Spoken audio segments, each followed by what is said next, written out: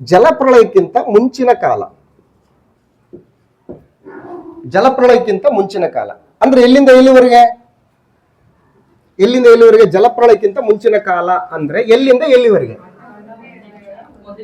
Very good. ಆದಿಕಾಂಡ 1ನೇ ಅಧ್ಯಾಯ 1ನೇ ವಚನದಿಂದ ಆದಿಕಾಂಡ 8ನೇ ಅಧ್ಯಾಯ 13ನೇ ವಚನದವರೆಗೆ ಜಲಪ್ರಳಯಕ್ಕಿಂತ ಮುಂಚಿನ ಕಾಲ. ಸೊ ಇದು ಕ್ರಿಸ್ತಪೂರ್ವ 4400ರಿಂದ 2348ರವರೆಗೆ ಈ ಒಂದು ಕಾಲಘಟ್ಟ ಇರ್ತದೆ ಲೂಕನ್ ಬರೆಸುವ ವಾರ್ತೆಯಲ್ಲಿ. ಅಂದ್ರೆ ಒಂದೊಂದು ವಿಷಯಗಳು ನಾವು ಬೈಬಲಲ್ಲಿ ಓದಬೇಕಾದ್ರೆ ಸಂಪೂರ್ಣವಾಗಿ ಕಾದಂಬರಿ ತರ ಓದಿದ್ರೆ ಅದು ಅರ್ಥ ಆಗಲ್ಲ ನಮಗೆ. ಹಂಗೆ ದೇವರು ಹಂಗೆ ಬರೆಸಿಲ್ಲ. ಸೊ ನಮಗೆ ಜೀವಕ್ಕೆ ಏನ್ ಬೇಕು, ಭಕ್ತಿಗೆ ಏನ್ ಬೇಕು, ಅದನ್ನು ಮಾತ್ರ ಏನ್ ಮಾಡಿದ್ದಾನೆ, ಬರೆಸಿದ್ದಾನೆ. ಸೊ ಈ ಮಧ್ಯದಲ್ಲಿ ಇಷ್ಟು ಎಲ್ಲೋಯ್ತು. ಈಗ ಉದಾಹರಣೆ ನೋಡ್ಬೇಕಂತಂದ್ರೆ ಮಲಾಕಿ ಗ್ರಂಥದಿಂದ ಹಿಡಿದು ಮಾತಾನ್ ಬರೆದ ಸುವಾರ್ತೆ 1ನೇ ಅಧ್ಯಾಯದವರೆಗೆ ಅಲ್ಲಿ ಮಧ್ಯದಲ್ಲಿ ಎಷ್ಟು ಕಾಲ ಇದೆ? 400 ಇಯರ್ಸ್ ಇದೆ. 400 ಇಯರ್ಸ್ ಅಲ್ಲಿ ಅದು ಸೈಲೆಂಟ್ ಪೀರಿಯಡ್ ಅಂತ ಹೇಳ್ತಾನೆ. ಅಂದ್ರೆ ದೇವರಿಂದ ಯಾವುದೇ ರೀತಿಯಾದಂತಹ ಸಂದೇಶಗಳೇನೆಲ್ಲ ಬರಲಿಲ್ಲ. ಸೊ ಆ ಕಾಲದಲ್ಲಿ ಏನ್ ನಡೆದಿರ್ಬೋದು, ಏನೆಲ್ಲ ನಡೆದಿದೆ, ಬಟ್ ಅದನ್ನ ನಮ್ಗಿಲ್ಲಿ ಬರ್ಸಿದಾರ ದೇವರು? ಬರ್ಸಿಲ್ಲ. ಸೊ ಅದು ನಮಗೆ ಇಂಪಾರ್ಟೆಂಟ್ ಅಲ್ಲ, ನಿಮ್ಮ ಜೀವಕ್ಕೂ ಭಕ್ತಿಗೂ ಅದು ಬೇಕಾಗಿಲ್ಲ. ಸೊ ಈ ರೀತಿಯಾಗಿ ನಾವು ಕೆಲವೊಂದು ವಿಷಯಗಳನ್ನ ಆಲೋಚನೆ ಮಾಡಬೇಕಾಗತ್ತೆ. ಸೊ ಈಗ ಯೇಸು ಕ್ರಿಸ್ತನವ್ರ ವಿಚಾರಕ್ಕೆ ಬಂದ್ರೆ ಲೂಕನ್ ಬರೆಸುವ ವಾರ್ತೆಯಲ್ಲಿ 2ನೇ ಅಧ್ಯಾಯ 41ನೇ ವಚನದಲ್ಲಿ ಕರ್ತನಾದ ಯೇಸು ಕ್ರಿಸ್ತನವರ ವಯಸ್ಸು ಎಷ್ಟು ಅಂತಂದ್ರೆ 12 ವರ್ಷ. ಅವಾಗ ಅಲ್ಲಿ 12 ವರ್ಷ ಮೆನ್ಷನ್ ಆಗಿದೆ ನೋಡಿ. 41-42ನೇ ವಚನದಲ್ಲಿ ಆತನ ತಂದೆ ತಾಯಿಗಳು ಪ್ರತಿ ವರ್ಷವೂ ಪಸ್ಕಾ ಹಬ್ಬದ ಜಾತ್ರೆಗೆ ಯೆರೂಸಲೇಮಿಗೆ ಹೋಗುತ್ತಿದ್ದರು. ಹೀಗಿರಲಾಗಿ ಆತನು 12 ವರ್ಷದವನಾದಾಗ ಅವರು ಹಬ್ಬದ ಪದ್ಧತಿ ಪ್ರಕಾರ ಅಲ್ಲಿಗೆ ಹೋದರು ಅಂತ ಹೇಳ್ತಾರೆ. ಸೊ ಇಲ್ಲಿ 12 ವರ್ಷದ ವಯಸ್ಸು ಇಲ್ಲಿದೆ ನಮಗೆ. ಹಾಗೆ ಮುಂದಕ್ಕೆ ಓದ್ಕೊಂಡು ಬನ್ನಿ. ಓದ್ಕೊಂಡು ಬಂದಾಗ 50ನೇ ವಚನದಲ್ಲಿ ಅಲ್ಲೇನಾಗುತ್ತೆ, ಅಲ್ಲೆಲ್ಲ ಪಸ್ಕಾ ಹಬ್ಬದ ಒಂದು ಜಾತ್ರೆಯಲ್ಲಿ ಕರ್ತನಾದ ಯೇಸು ಕ್ರಿಸ್ತನವರು ತಪ್ಪಿಸ್ಕೊಂಡ್ಬಿಡ್ತಾರೆ. ಅವರು ಯೋಸೇಫ ಮತ್ತು ಮರಿಯಳು ಇಬ್ಬರು ಹುಡುಕ್ತಾರೆ, ಎಲ್ಲಿ ಎಲ್ಲಿ ಎಲ್ಲಿ ಅಂತೇಳಿ. 12 ವರ್ಷದ ಮಗು ಅಲ್ವಾ, ಇವ್ರಿಗಿಂತ ಇನ್ನು ಸ್ವಲ್ಪ ಕಡಿಮೆನ ವಯಸ್ಸು. ಸೊ ಆಗಿನ ಕಾಲದಲ್ಲಿ ನೆಟ್ವರ್ಕ್ ಆಗಲಿ ಅದಾಗಲಿ ಇದಾಗಲಿ ಏನಿಲ್ಲ, ಬರೀ ಏನು ಮಾಡಬೇಕು, ಬರೀ ಮುಖಾಮುಖಿಯಾಗಿ ಹುಡುಕ್ಬೇಕು ನಾವು. ಸೊ ಆ ಪರಿಸ್ಥಿತಿಯಲ್ಲಿ ಮಗ ಕಳೆದೋಗಿದ್ದಾನೆ, ಮಗ ಸಿಕ್ಕಿಲ್ಲ. ಸೊ ಇವೆಲ್ಲ ಒಂದು ಘಟನಾವಳಿಯಲ್ಲಿ 49ನೇ ವಚನದಲ್ಲಿ ಅವರು ತಂದೆ ತಾಯಿಗಳು ಹೇಳ್ತಾ ಇದ್ದಾರೆ. 48ನೇ ವಚನದಲ್ಲಿ ತಂದೆ ತಾಯಿಗಳು ಆತನನ್ನು ಕಂಡು ಬೆರಗಾದ್ರು. ಎಲ್ಲಿದ್ದಾನೆ ಆತ? ಯೆರೂಸಲೇಮಿನಲ್ಲಿದ್ದಾನೆ. ದೇವಾಲಯದಲ್ಲಿ ಇದ್ದುಬಿಟ್ಟು ದೊಡ್ಡವ್ರ ಜೊತೆಗೆ ಚರ್ಚೆ ಮಾಡ್ತಾ ಇದ್ದಾನೆ. ಬೋಧಕರ ನಡುವೆ ಕುಳಿತುಕೊಂಡು ಉಪದೇಶವನ್ನ ಕೇಳ್ತಾ ಇದ್ದಾನೆ, ಪ್ರಶ್ನೆ ಮಾಡ್ತಾ ಇದ್ದಾನೆ. ಸೊ ಈ ರೀತಿಯಾದಂಥ ಒಂದು ಸಂದರ್ಭದಲ್ಲಿ, ಈ ರೀತಿಯಾದಂಥ ಒಂದು ಘಟನೆಯಲ್ಲಿ ಕರ್ತನ ಯೇಸು ಕ್ರಿಸ್ತನವರು ಆತನ ತಂದೆ ತಾಯಿಗಳಿಗೆ ಸಿಕ್ಕಿದಂಥ ಸಂದರ್ಭದಲ್ಲಿ ಅವರು ಬೆರಗಾಗಿ ಆತನ ತಾಯಿ ಯೇಸು ಕ್ರಿಸ್ತನ್ ಕೇಳ್ತಾನೆ, ಕಂದ ನೀನು ನಮಗೆ ಈಗ ಯಾಕೆ ಮಾಡ್ದಿ? ನಿನ್ನ ತಂದೆ ನಾನು ಎಷ್ಟೋ ತಳಮಳಗೊಂಡು ನಿನ್ನನ್ನು ಹುಡುಕಿ ಬಂದವಲ್ಲ ಅಂತೇಳಿ ಕೇಳ್ತಾರೆ. 49ನೇ ವಚನದಲ್ಲಿ ನೀವು ನನ್ನನ್ನು ಹುಡುಕಿದ್ದೇನು? ನಾನು ನನ್ನ ತಂದೆಯ ಮನೆಯಲ್ಲಿ ಇರಬೇಕಾದದ್ದು ನಿಮಗೆ ತಿಳಿಯಲಿಲ್ಲವೋ ಎಂದು ಉತ್ತರ ಕೊಟ್ಟನು. ಸೊ ಆದ್ರೆ ಆತನು ಹೇಳಿದ ಮಾತಿನ ಅರ್ಥವನ್ನು ಅವರು ಗ್ರಹಿಸಲಿಲ್ಲ. 51ನೇ ವಚನ ವೆರಿ ಇಂಪಾರ್ಟೆಂಟು. ಬಳಿಕ ಆತನು ಅವರ ಜೊತೆಯಲ್ಲಿ ನಜರೇತಿಗೆ ಬಂದು ಅವರಿಗೆ ಏನಾಗಿದ್ದ? ಅಧೀನನಾಗಿದ್ದನು ಅಂತ ಹೇಳ್ತಾರೆ. 12 ವರ್ಷದ ರೆಕಾರ್ಡ್ ಇಲ್ಲಿದೆ. ಅಲ್ಲಿಂದ ಆತನು ಏನಾಗಿದ್ದಾನೆ? ತಂದೆ ತಾಯಿಗಳಿಗೆ ಅಧೀನನಾಗಿದ್ದಾನೆ. ಎಷ್ಟನೇ ವಯಸ್ಸಿನವರೆಗೆ? 30ನೇ ವರ್ಷದವರೆಗೆ ಅಂತ ಹೇಳ್ತಾನೆ. ಅದೇ 23ನೇ ವಚನದಲ್ಲಿ, 3ನೇ ಅಧ್ಯಾಯ 23ನೇ ವಚನದಲ್ಲಿ, 3ನೇ ಅಧ್ಯಾಯ 23ನೇ ವಚನದಲ್ಲಿ ಯೇಸು ಉಪದೇಶ ಮಾಡುವುದಕ್ಕೆ ಪ್ರಾರಂಭಿಸಿದಾಗ ಹೆಚ್ಚು ಕಡಿಮೆ ಎಷ್ಟು ವರ್ಷ ಆಗಿತ್ತು? 30 ವರ್ಷ ಆಗಿತ್ತು. ಅಂದ್ರೆ 12 ವರ್ಷ ಮೊದಲುಗೊಂಡು 30 ವರ್ಷದವರೆಗೆ ಯೇಸು ಕ್ರಿಸ್ತನು ಎಲ್ಲಿದ್ದಾನೆ? ತಂದೆ ತಾಯಿಗಳಿಗೆ ಅಧೀನನಾಗಿದ್ದುಕೊಂಡು ಆತನು ಅವ್ರ ತಂದೆ ತಾಯಿಗಳ ಜೊತೆಲೇ ಇದ್ದಾನೆ. ಕ್ಲಿಯರ್ ಆಗಿದೆ.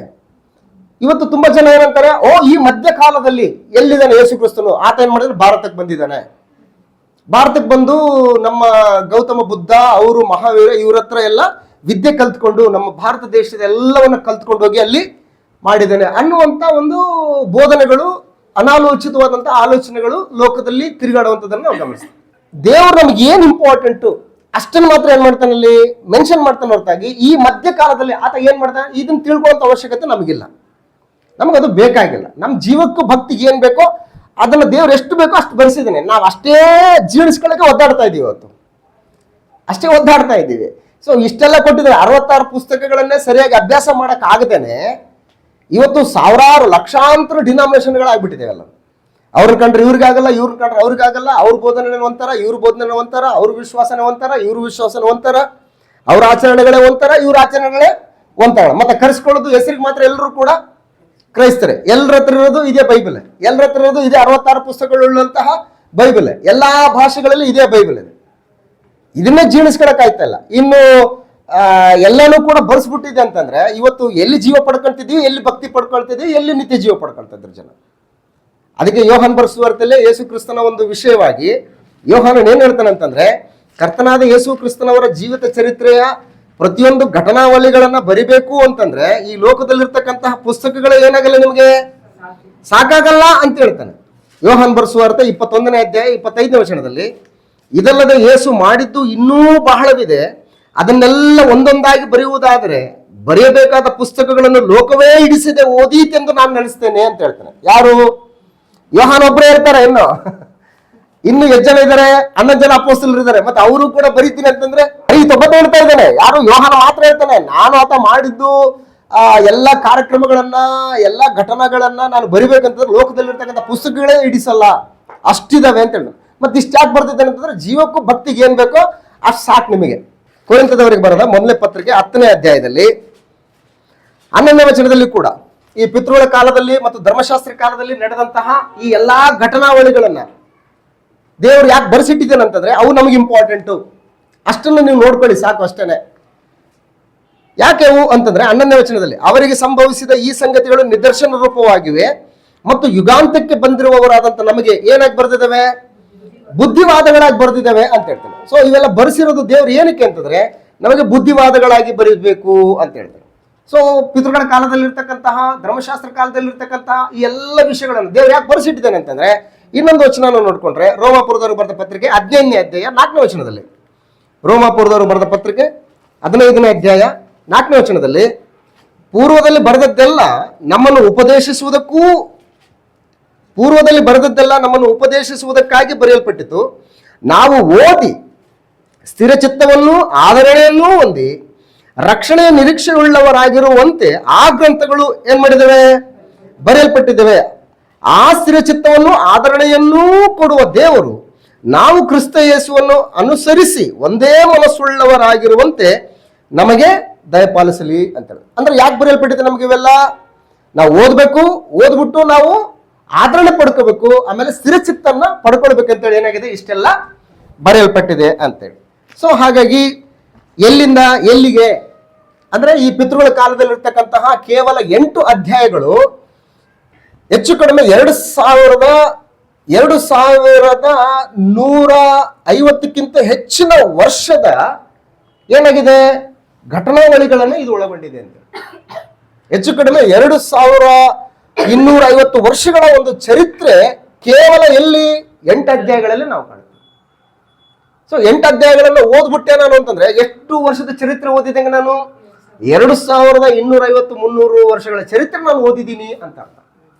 ಹಾಗಾಗಿ ಈ ವಿಷಯಗಳನ್ನು ನಾವು ಸರಿಯಾದ ರೀತಿಯಲ್ಲಿ ಅರ್ಥ ಮಾಡ್ಕೊಂಡು ಒಂದೊಂದೊಂದೊಂದು ಪಾಯಿಂಟ್ ಅನ್ನು ಕೂಡ ಅವ್ರು ಹೆಂಗಾದ್ರು ಇವ್ರು ಹೆಂಗಾದ್ರು ಇವು ಇನ್ನೂ ಆಳವಾಗಿ ಹೋಗ್ತೀನಿ ಅಂದ್ರೆ ಹೋಗ್ಬೋದು ನೀನು.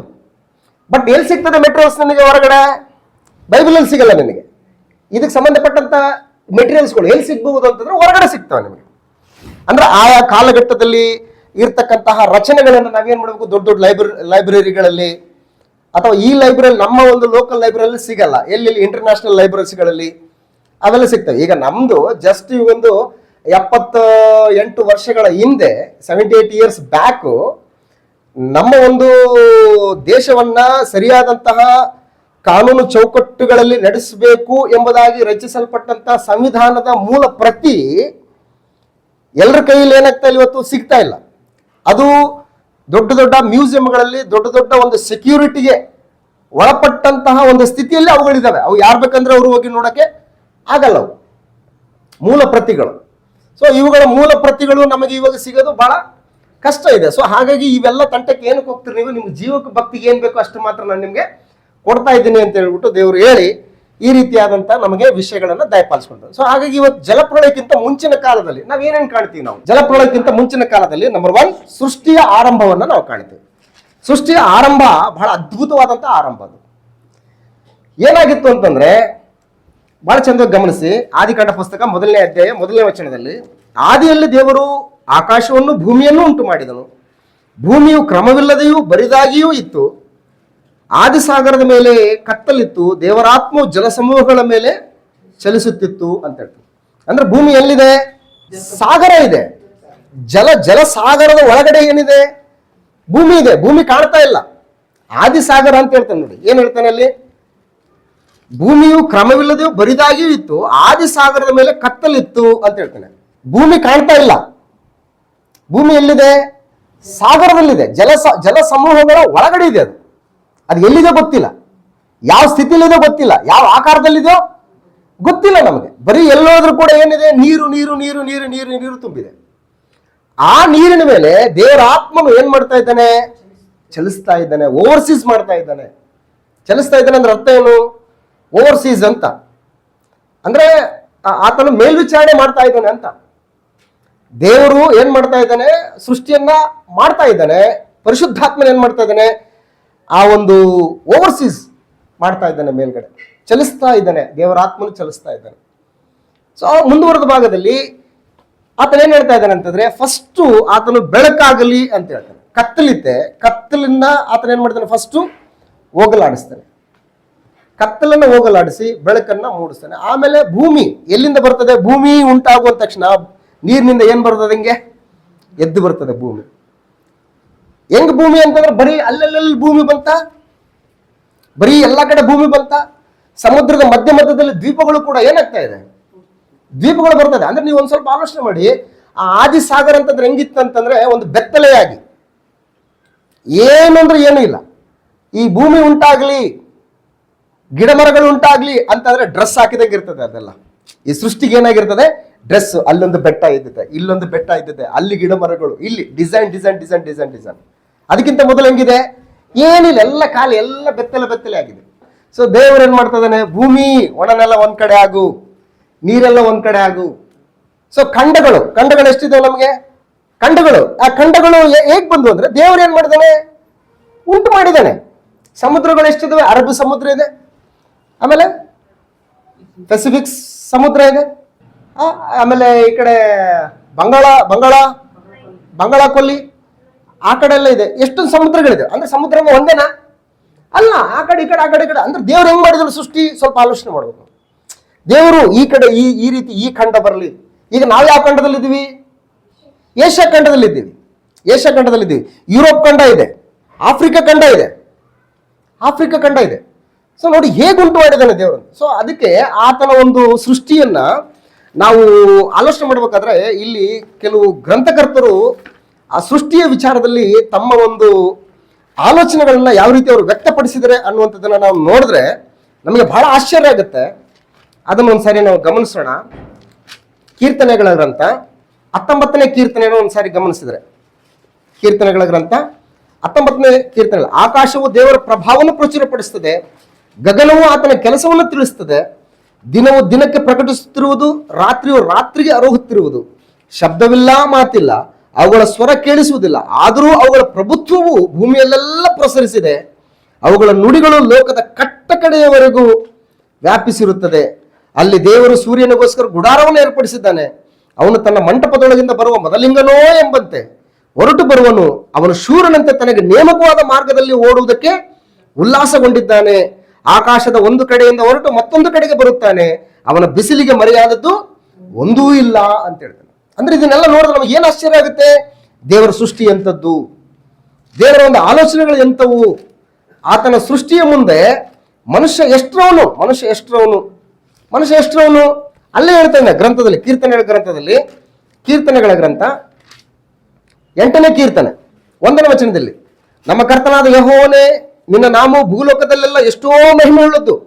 ಆಕಾಶ ಮಂಡಲದಲ್ಲಿ ನಿನ್ನ ವೈಭವವನ್ನು ಪ್ರಕಾಶಪಡಿಸಿದ್ದಿ ಅಂತ ಹೇಳ್ತಾ 3ನೇ ವಚನದಲ್ಲಿ, ನಿನ್ನ ಕೈಕೆಲಸವಾಗಿರುವ ಆಕಾಶ ಮಂಡಲವನ್ನು, ನೀನು ಉಂಟು ಮಾಡಿದ ಚಂದ್ರ ನಕ್ಷತ್ರಗಳನ್ನು ನಾನು ನೋಡುವಾಗ ಮನುಷ್ಯನು ಎಷ್ಟು ಮಾತ್ರದವನು. ಸೊ ಹಾಗಾಗಿ ದೇವರ ಸೃಷ್ಟಿಯ ಮುಂದೆ ಮನುಷ್ಯ ಹೆಂಗಿದ್ದಾನೆ ಅಂತಂದ್ರೆ ಚಿಕ್ಕ ಇರುವೆಗಿಂತಲೂ ಕೂಡ ಸಣ್ಣದಾಗಿ ಕಾಣಿಸ್ತಾನೆ.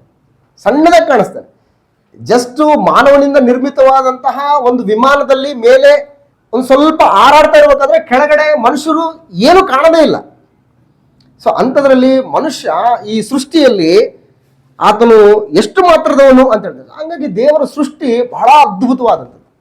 ಕೀರ್ತನೆಗಳ ಗ್ರಂಥ 148ನೇ ಕೀರ್ತನೆ 4ನೇ ವಚನದಿಂದ, ಉನ್ನತೋನ್ನತವಾದ ಆಕಾಶವೇ, ಅದರ ಮೇಲಿರುವ ಜಲರಾಶಿಗಳೇ, ಆತನನ್ನು ಸ್ತುತಿಸಿರಿ.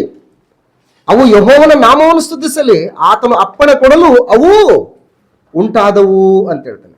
ಇನ್ನು 2ನೇ ವಚನದಲ್ಲಿ, ಆತನ ಎಲ್ಲಾ ದೂತರೇ ಆತನನ್ನು ಸ್ತುತಿಸಿರಿ, ಆತನ ಎಲ್ಲಾ ಸೈನ್ಯಗಳೇ ಆತನನ್ನು ಸ್ತುತಿಸಿರಿ, ಸೂರ್ಯಚಂದ್ರರೇ ಆತನನ್ನು ಸ್ತುತಿಸಿರಿ, ಹೊಳೆಯುವ ಎಲ್ಲಾ ನಕ್ಷತ್ರಗಳೇ ಆತನನ್ನು ಸ್ತುತಿಸಿರಿ ಅಂತ ಹೇಳ್ತಾನೆ. ಆಮೇಲೆ 7ನೇ ವಚನದಲ್ಲಿ 6ನೇ ವಚನದಿಂದ, ಅವನ್ನು ಯಾವನ್ನ ದೇವರು ಉಂಟು ಮಾಡಿದಂತಹ ಈ ಒಂದು ಸೃಷ್ಟಿ ಅವನ್ನು ಯುಗಾಂತರಕ್ಕೂ ಸ್ಥಾಪಿಸಿದ್ದಾನೆ ಅಂದ್ರೆ ಅರ್ಥ ಏನು? ಎಸ್ಟಾಬ್ಲಿಷ್ಮೆಂಟ್ ಮಾಡಿದಾನೆ ಅಂತ. ಅವು ಸೂರ್ಯ ನೀನು ಇದೇ ಕಕ್ಷೆಯಲ್ಲಿ ತಿರುಗಬೇಕು, ಇಷ್ಟೇ ವೇಗದಲ್ಲಿ ನೀನು ಹೋಗ್ಬೇಕು ಅಂತೇಳಿ ದೇವ್ರು ಏನ್ ನೇಮಿಸಿದನೋ ಅದನ್ನೇ ಅವು ಏನ್ ಮಾಡ್ತಾ ಇದ್ದಾವೆ, ಇಲ್ಲಿವರೆಗೂ ಕೂಡ ಕಾಪಾಡ್ಕೊಂಡು ಹೋಗ್ತಾ ಇದ್ದಾವೆ, ಸ್ಥಾಪಿಸಿದ್ದಾನೆ. ಆಮೇಲೆ ನೆಕ್ಸ್ಟ್, ಆತನು ಎಂದಿಗೂ ಮೀರಲಾಗದಂತ ಕಟ್ಟಳೆಯನ್ನು ವಿಧಿಸಿದ್ದಾನೆ. ಅವುಗಳಿಗೆ ಸೃಷ್ಟಿಗೆ. ಆಮೇಲೆ ಭೂಮಂಡಲದಿಂದ ಯೆಹೋವನಿಗೆ ಸ್ತುತಿ ಉಂಟಾಗಲಿ. ತಿಮಿಂಗಲಗಳು, ಆದಿಸಾಗರಗಳು, ಬೆಂಕಿ, ಕಲ್ಮಳೆ, ಹಿಮ, ಹಬೆ ಇವುಗಳು, ಆತನ ಅಪ್ಪಣೆಯನ್ನು ನೆರವೇರಿಸುವ ಬಿರುಗಾಳಿಯು, ಬೆಟ್ಟಗಳು, ಎಲ್ಲಾ ಗುಡ್ಡಗಳು, ಹಣ್ಣಿನ ಮರಗಳು, ಎಲ್ಲಾ ತುರಾಯಿ ಗಿಡಗಳು, ಎಲ್ಲಾ ಮೃಗ ಪಕ್ಷಿ ಕ್ರಿಮಿಕೀಟಗಳು, ಭೂರಾಜರು, ಎಲ್ಲಾ ಜನಾಂಗಗಳು, ಪ್ರಭುಗಳು, ಸರ್ವ ದೇಶಾಧಿಪತಿಗಳು, ಪ್ರಾಯಸ್ಥರಾದ ಸ್ತ್ರೀ ಪುರುಷರು, ಮುದುಕರು, ಹುಡುಗರು ಯೆಹೋವನನ್ನು ಏನ್ ಮಾಡ್ಬೇಕು? ಕೊಂಡಾಡ್ಲಿ ಅಂತ ಹೇಳ್ತಾರೆ. ಯಾಕೆ? ದೇವರ ಸೃಷ್ಟಿ, ಆತನ ಸೃಷ್ಟಿಕರ್ತನು, ಆತನು ನಮ್ಮ ನಿರ್ಮಾಣಿಕನು. ಅದಕ್ಕೆ ಗ್ರಂಥಕರ್ತನು ಹೇಳ್ತಾನೆ, ನಮ್ಮ ನಿರ್ಮಾಣಿಕನಾದ ಯೆಹೋವನಿಗೆ ಸಾಷ್ಟಾಂಗವರೆಗೆ ನಾವೇನ್ ಮಾಡೋಣ? ಆರಾಧಿಸೋಣ ಅಂತ ಹೇಳ್ತಾನೆ. ನಮ್ಮ ನಿರ್ಮಾಣಿಕನಾದಂತಹ ಯೆಹೋವನಿಗೆ ಸಾಷ್ಟಾಂಗವರೆಗೆ ನಾವೇನ್ ಮಾಡೋಣ? ನಮ್ಮ ನಿರ್ಮಾಣಿಕನಾತನು. ಅದಕ್ಕೆ ದಾವೀದ ಕೀರ್ತನೆಗಳ ಗ್ರಂಥ 139ನೇ ಕೀರ್ತನೆಯಲ್ಲಿ ಹೇಳ್ತಾನೆ, ತಾಯಿಯ ಗರ್ಭದಲ್ಲಿ ನನ್ನನ್ನು ರೂಪಿಸಿದವನು ನೀನಲ್ಲವೋ? ತಾಯಿ ಗರ್ಭದಲ್ಲಿ ಇನ್ನು ಕೇವಲ ಪಿಂಡವಾಗಿರುವಾಗ ನಿನ್ನ ಕಣ್ಣುಗಳು ನನ್ನನ್ನು ಏನ್ ಮಾಡಿದ್ದೇವೆ? ನೋಡಿದ್ದೇವೆ. ನನ್ನ ಆಯುಷ್ಕಾಲದ ಪ್ರಥಮ ದಿನವು ಪ್ರಾರಂಭವಾಗುವುದಕ್ಕೆ ಮೊದಲೇ ಅದರ ಎಲ್ಲಾ ದಿನಗಳು ನಿನ್ನ ಪುಸ್ತಕದಲ್ಲಿ ಬರೆಯಲ್ಪಟ್ಟಿದ್ದೇವೆ. ಸೊ ಹಾಗಾಗಿ ನೀನು ನನ್ನನ್ನು ಉಂಟು ಮಾಡುವಂತಹದ್ದನ್ನು ನಾನು ಗಮನಿಸಿದ್ರೆ ನನಗೆ ಆಶ್ಚರ್ಯ ಆಗುತ್ತೆ, ಬಹು ನಡಕ ಉಂಟಾಗುತ್ತೆ ಅಂತ ಹೇಳ್ತಾರೆ. ಹಾಗಾಗಿ ಆತನ ಸೃಷ್ಟಿಕರ್ತನು. ಏನ್ ನಡೀತದೆ? ಜಲಪ್ರಳಯಕ್ಕಿಂತ ಮುಂಚಿನ ಕಾಲದಲ್ಲಿ ಸೃಷ್ಟಿಯ ಆರಂಭ ನಡೀತಾ ಇದೆ. ಸೃಷ್ಟಿಯ ಆರಂಭ ನಡೆದ ಮೇಲೆ 2ನೇ ಅಧ್ಯಾಯದಲ್ಲಿ ಮನುಷ್ಯನ ಆರಂಭ, ಸೃಷ್ಟಿಯ ಆರಂಭ ಆಯ್ತು, ಮನುಷ್ಯನ ಆರಂಭ ಆಯ್ತು, ಪಾಪದ ಆರಂಭ. ಆಮೇಲೆ ಸ್ತ್ರೀ ನಿರ್ಮಾಣ ಕೂಡ ಆಗತ್ತೆ. ಸ್ತ್ರೀಯ ಒಂದು ನಿರ್ಮಾಣ ಕೂಡ ಅಲ್ಲಿ ಆರಂಭ ಆಗುತ್ತೆ, ಸ್ತ್ರೀ ನಿರ್ಮಾಣ. ಸೊ ಹಾಗಾಗಿ ಸ್ತ್ರೀ ನಿರ್ಮಾಣ ಎಲ್ಲಿಂದ ನಿರ್ಮಾಣ ಮಾಡಿದಾನೆ? ಪಕ್ಕೆ ಎಲುಬಿನಿಂದ ನಿರ್ಮಾಣ ಮಾಡಿದಾನೆ. ಸೊ ಹೇಗೆ ಸ್ತ್ರೀ ನಿರ್ಮಾಣ ಆಗ್ತಾಳೆ, ಪುರುಷ ಹೇಗೆ ನಿರ್ಮಾಣ ಆಗ್ತಾನೆ? ಪುರುಷ ಮತ್ತು ಸ್ತ್ರೀಯರ ಸಮ್ಮಿಲನದಿಂದ ಏನಾಗುತ್ತೆ? ಜನಾಂಗಗಳು ಹುಟ್ಟಿ ಬರ್ತವೆ, ಜನರು ಹುಟ್ಟಿ ಬರ್ಬೇಕು. ಈಗ ನಿರ್ಮಾಣ ಮಾಡಿದ್ದೀವಿ, ಈ ಸಿಸ್ಟಮ್ ಅನ್ನು ತಂದಿದ್ದಾರೆ. ಅದಕ್ಕಿಂತ ಮುಂಚೆ ಈ ರೀತಿಯಾದಂತ ಒಂದು ಕಾರ್ಯಕ್ರಮಗಳನ್ನ ನಾವು ನೋಡ್ತೇವೆ. ನೆಕ್ಸ್ಟ್ ಮುಂದೆ 3ನೇದಾಗಿ ಪಾಪದ ಆರಂಭ ಯಾವುದು? ಕಾರಣ ಏನು? 3 ಕಾರಣಗಳು. ಪಾಪದ ಆರಂಭಕ್ಕೆ ಕಾರಣಗಳು 3. ಒಂದು, ಶರೀರದಾಶೆ, ಕಣ್ಣಿನಾಶೆ, ಬದುಕು ಬಾಳಿನ ಡಂಬ. ಸೊ ಇದು ಪಾಪಕ್ಕೆ ಕಾರಣಗಳು. ಮನುಷ್ಯನಲ್ಲಿರುವಂತಹ ಶರೀರದಾಶೆ, ಕಣ್ಣಿನಾಶೆ, ಬದುಕು ಬಾಳಿನ ಡಂಬ ಇವುಗಳನ್ನ ಬಳಸ್ಕೊಂಡು ಸೈತಾನನು ಏನ್ ಮಾಡಿದಾನೆ? ವಂಚಿಸಿದ್ದಾನೆ. ಯಾರು ವಂಚಿಸಿದ್ದಾನೆ? ಬಲವಂತರನ್ನು ವಂಚಿಸ್ತಾನ, ಬಲಹೀನರನ್ನು ವಂಚಿಸ್ತಾನೆ. ಆದಾಮನು ಮೊದಲು ವಂಚನೆಗೆ ಬೀಳಲಿಲ್ಲ, ಅವಳು ಏನ್ ಮಾಡಿದ್ಲು? ವಂಚನೆಗೆ ಒಳ ಬಿದ್ದಳು. ಅಂತಂದ್ರೆ ಆದಾಮನು ಕೂಡ ವಂಚನೆಗೆ ಒಳ ಬೀಳಿಸುವುದಕ್ಕೆ ಪ್ರಯತ್ನ ಮಾಡಿಲ್ವಾ? ಮಾಡಿದಾನೆ. ಆದ್ರೂ ಕೂಡ ಆದಾಮನು ವಂಚನೆಗೆ ಒಳ ಬೀಳಲಿಲ್ಲ. ಸೊ ಪಾಪದ ಆರಂಭ. ಆಮೇಲೆ ಅದಕ್ಕಿಂತ ಮುಂಚಿತವಾಗಿ ಇನ್ನೊಂದೇನಂತಂದ್ರೆ ಇಲ್ಲಿ ಒಡಂಬಡಿಕೆಯ ಒಂದು ಕೂಡ ಆರಂಭವನ್ನು ನೋಡ್ತೇವೆ ನಾವು. ಆದಿಕಾಂಡ ಪುಸ್ತಕ 2ನೇ ಅಧ್ಯಾಯದಲ್ಲಿ 15ನೇ ವಚನದಲ್ಲಿ ಒಡಂಬಡಿಕೆ. ದೇವರು ಏನ್ ಮಾಡ್ತಾ ಇದ್ದಾನೆ? ನೇರವಾಗಿ ಆದಾಮನೊಟ್ಟಿಗೆ ಒಡಂಬಡಿಕೆ ಮಾಡ್ಕೊಳ್ತಾನೆ. ಏನ್ ಮಾಡ್ತಾನೆ? ನೀನು ತೋಟದಲ್ಲಿರುವಂತಹ ಎಲ್ಲಾ ಮರಗಳ ಹಣ್ಣನ್ನು ನೀನ್ ಏನ್ ಮಾಡಬಹುದು? ಯಥೇಚ್ಛವಾಗಿ ತಿನ್ನಬಹುದು. ಒಳ್ಳೆದ್ರೆ ಕೆಟ್ಟದ್ರೆ ಅರ್ಹನ್ನು ಹುಟ್ಟಿಸುವ ಮರದ ಹಣ್ಣನ್ನು ಮಾತ್ರ ನೀನ್ ಏನ್ ಮಾಡಬಾರ್ದು? ತಿನ್ಬಾರ್ದು. ಅಂದ್ರೆ ದೇವ್ರು ಏನ್ ಮಾಡಿದಾನೆ? ಅಗ್ರಿಮೆಂಟ್ ಮಾಡ್ಕೊತಾ ಇದ್ದಾನೆ, ತಿನ್ಬಾರ್ದು ಅಂತ ಹೇಳ್ತಾ ಇದ್ದಾನೆ. ಸೊ ಇದು ಕೂಡ ಪ್ರಾರಂಭ ಅನ್ನುವಂಥದ್ದನ್ನ ನಾವು ಗಮನಿಸ್ತೇವೆ. ಅದಾದ ಮೇಲೆ ಮುಂದುವರೆದ ಭಾಗದಲ್ಲಿ ಮತ್ತೆ ಅವರು ಪಾಪದ ಆರಂಭ ಆದಮೇಲೆ ಆ ಪಾಪಕ್ಕೆ ಏನಾಗಬೇಕಲ್ಲಿ ಶಿಕ್ಷೆಯ ಆರಂಭ, ಪಾಪಕ್ಕೆ ಶಿಕ್ಷೆಯ ಆರಂಭ, ಅದನ್ನು ಕೂಡ ನಾವು ಗಮನಿಸ್ತೇವೆ. ಆದಿಕಾಂಡ ಪುಸ್ತಕ 3ನೇ ಅಧ್ಯಾಯ 12ನೇ ವಚನದಿಂದ ಇಲ್ಲಿ ದೇವರು ಆತನನ್ನು ಕೇಳ್ತಾ ಇದ್ದಾನೆ, ಎಲ್ಲಿದೆಯಾ ನೀನು ಅಂತ ಕೇಳಿದಾಗ ಅದಕ್ಕೆ ಆತನು, ನೀನು ಬೆತ್ತಲೆಯಾಗಿದ್ದಿ ಎಂದು ನಿನಗೆ ತಿಳಿಸಿದವರು ಯಾರು ಅಂತ ಹೇಳ್ತಾನೆ. ತಿನ್ನಬಾರದೆಂದು ನಾನು ನಿನಗೆ ಆಜ್ಞಾಪಿಸಿದ ಮರದ ಹಣ್ಣನ್ನು ತಿಂದಿಯಾ ಎಂದು ಕೇಳಲು ಆ ಮನುಷ್ಯನು 12ನೇ ವಚನ, ನನ್ನ ಜೊತೆಯಲ್ಲಿರುವುದಕ್ಕೆ ನೀನು ಕೊಟ್ಟ ಸ್ತ್ರೀಯು ಆ ಮರದ ಹಣ್ಣನ್ನು ನನಗೆ ಕೊಟ್ಟಳು, ನಾನು ತಿಂದೆನು ಎಂದು ಹೇಳಿದನು. ಯೆಹೋವ ದೇವರು ಸ್ತ್ರೀಯನ್ನು, ಇದೇನು ನೀನು ಮಾಡಿದ್ದು ಎಂದು ಕೇಳಲು ಸ್ತ್ರೀಯು, ಸರ್ಪವು ನನ್ನನ್ನು ವಂಚಿಸಿತು, ನಾನು ತಿಂದೆನು ಎಂದು ಉತ್ತರ ಕೊಟ್ಟಳು. ಆಗ ಯೆಹೋವ ದೇವರು ಸರ್ಪಕ್ಕೆ, ನೀನು ಈ ಕಾರ್ಯವನ್ನು ಮಾಡಿದ್ದರಿಂದ ಎಲ್ಲಾ ಪಶುಗಳಲ್ಲಿಯೂ ಅಡವಿಯ ಎಲ್ಲಾ ಮೃಗಗಳಲ್ಲಿಯೂ ನೀನು ಶಾಪಗ್ರಸ್ತವಾದಿ, ನೀನು ಹೊಟ್ಟೆಯಿಂದ ಹರಿದು ನಿನ್ನ ಜೀವಮಾನದ ದಿನಗಳಲ್ಲೆಲ್ಲ ಮಣ್ಣೆ ತಿನ್ನುವಿ ಅಂತ. ಸೊ ಅದಕ್ಕಿಂತ ಸರ್ಪ ಹೆಂಗಿತ್ತು ಗೊತ್ತಿಲ್ಲ ನಮಗೆ, ಅದಕ್ಕಿಂತ ಸರ್ಪ ಹಿಂಗೆ ನಡ್ಕೊಂಡು ಬರ್ತಿತ್ತು, ಹೆಂಗ್ ಬರ್ತಿತ್ತೋ ಗೊತ್ತಿಲ್ಲ ನಮಗೆ. ಇಲ್ಲಿ ಏನ್ ಹೇಳ್ತಾ ಇದ್ದಾನೆ ದೇವರು, ನೀನು ಶಾಪಗ್ರಸ್ತವಾದಿ, ನೀನು ಹೊಟ್ಟೆಯಿಂದ ಹರಿದು, ಅಂದ್ರೆ ಹೊಟ್ಟೆಯಿಂದ ಏನ್ ಮಾಡ್ಬೇಕು, ನೀನು ಚಲಿಸ್ಬೇಕು, ಚಲಿಸ್ಬಿಟ್ಟು ನಿನ್ನ ಜೀವಮಾನದ ದಿನಗಳಲ್ಲೆಲ್ಲ ಮಣ್ಣೆ ತಿನ್ನುವಿ ಅಂತ ಹೇಳಿದ್ರೆ, ಅದು ನಾಲಿಗೆ ಏನ್ ಮಾಡ್ತದೆ, ಹೊರಗಡೆ ಆಗ್ತಾ ಇರ್ಬೇಕಾದ್ರೆ ಮಣ್ಣು ಏನ್ ಮಾಡ್ತದೆ, ಅದಕ್ಕೆ ಹೋಗ್ತಾ ಇರ್ತದೆ. ನೀವು ಸೈನ್ಸಲ್ಲಿ ಗಮನಿಸಿ, ಇದ್ರ ಬಗ್ಗೆ ಒಳ್ಳೊಳ್ಳೆ ಮಾಹಿತಿಗಳು ಸಿಗ್ತವೆ. ಇದು ಅದಕ್ಕೆ ಶಾಪ ಆಯ್ತು, ಅದಕ್ಕೆ ಶಿಕ್ಷೆ ಆಯ್ತು. ನೆಕ್ಸ್ಟ್, ನಿನಗೂ ಈ ಸ್ತ್ರೀಗೂ, ನಿನ್ನ ಸಂತಾನಕ್ಕೂ ಈ ಸ್ತ್ರೀಯ ಸಂತಾನಕ್ಕೂ ಅಗೆತನವಿರುವ ಹಾಗೆ ಮಾಡುವೆನು.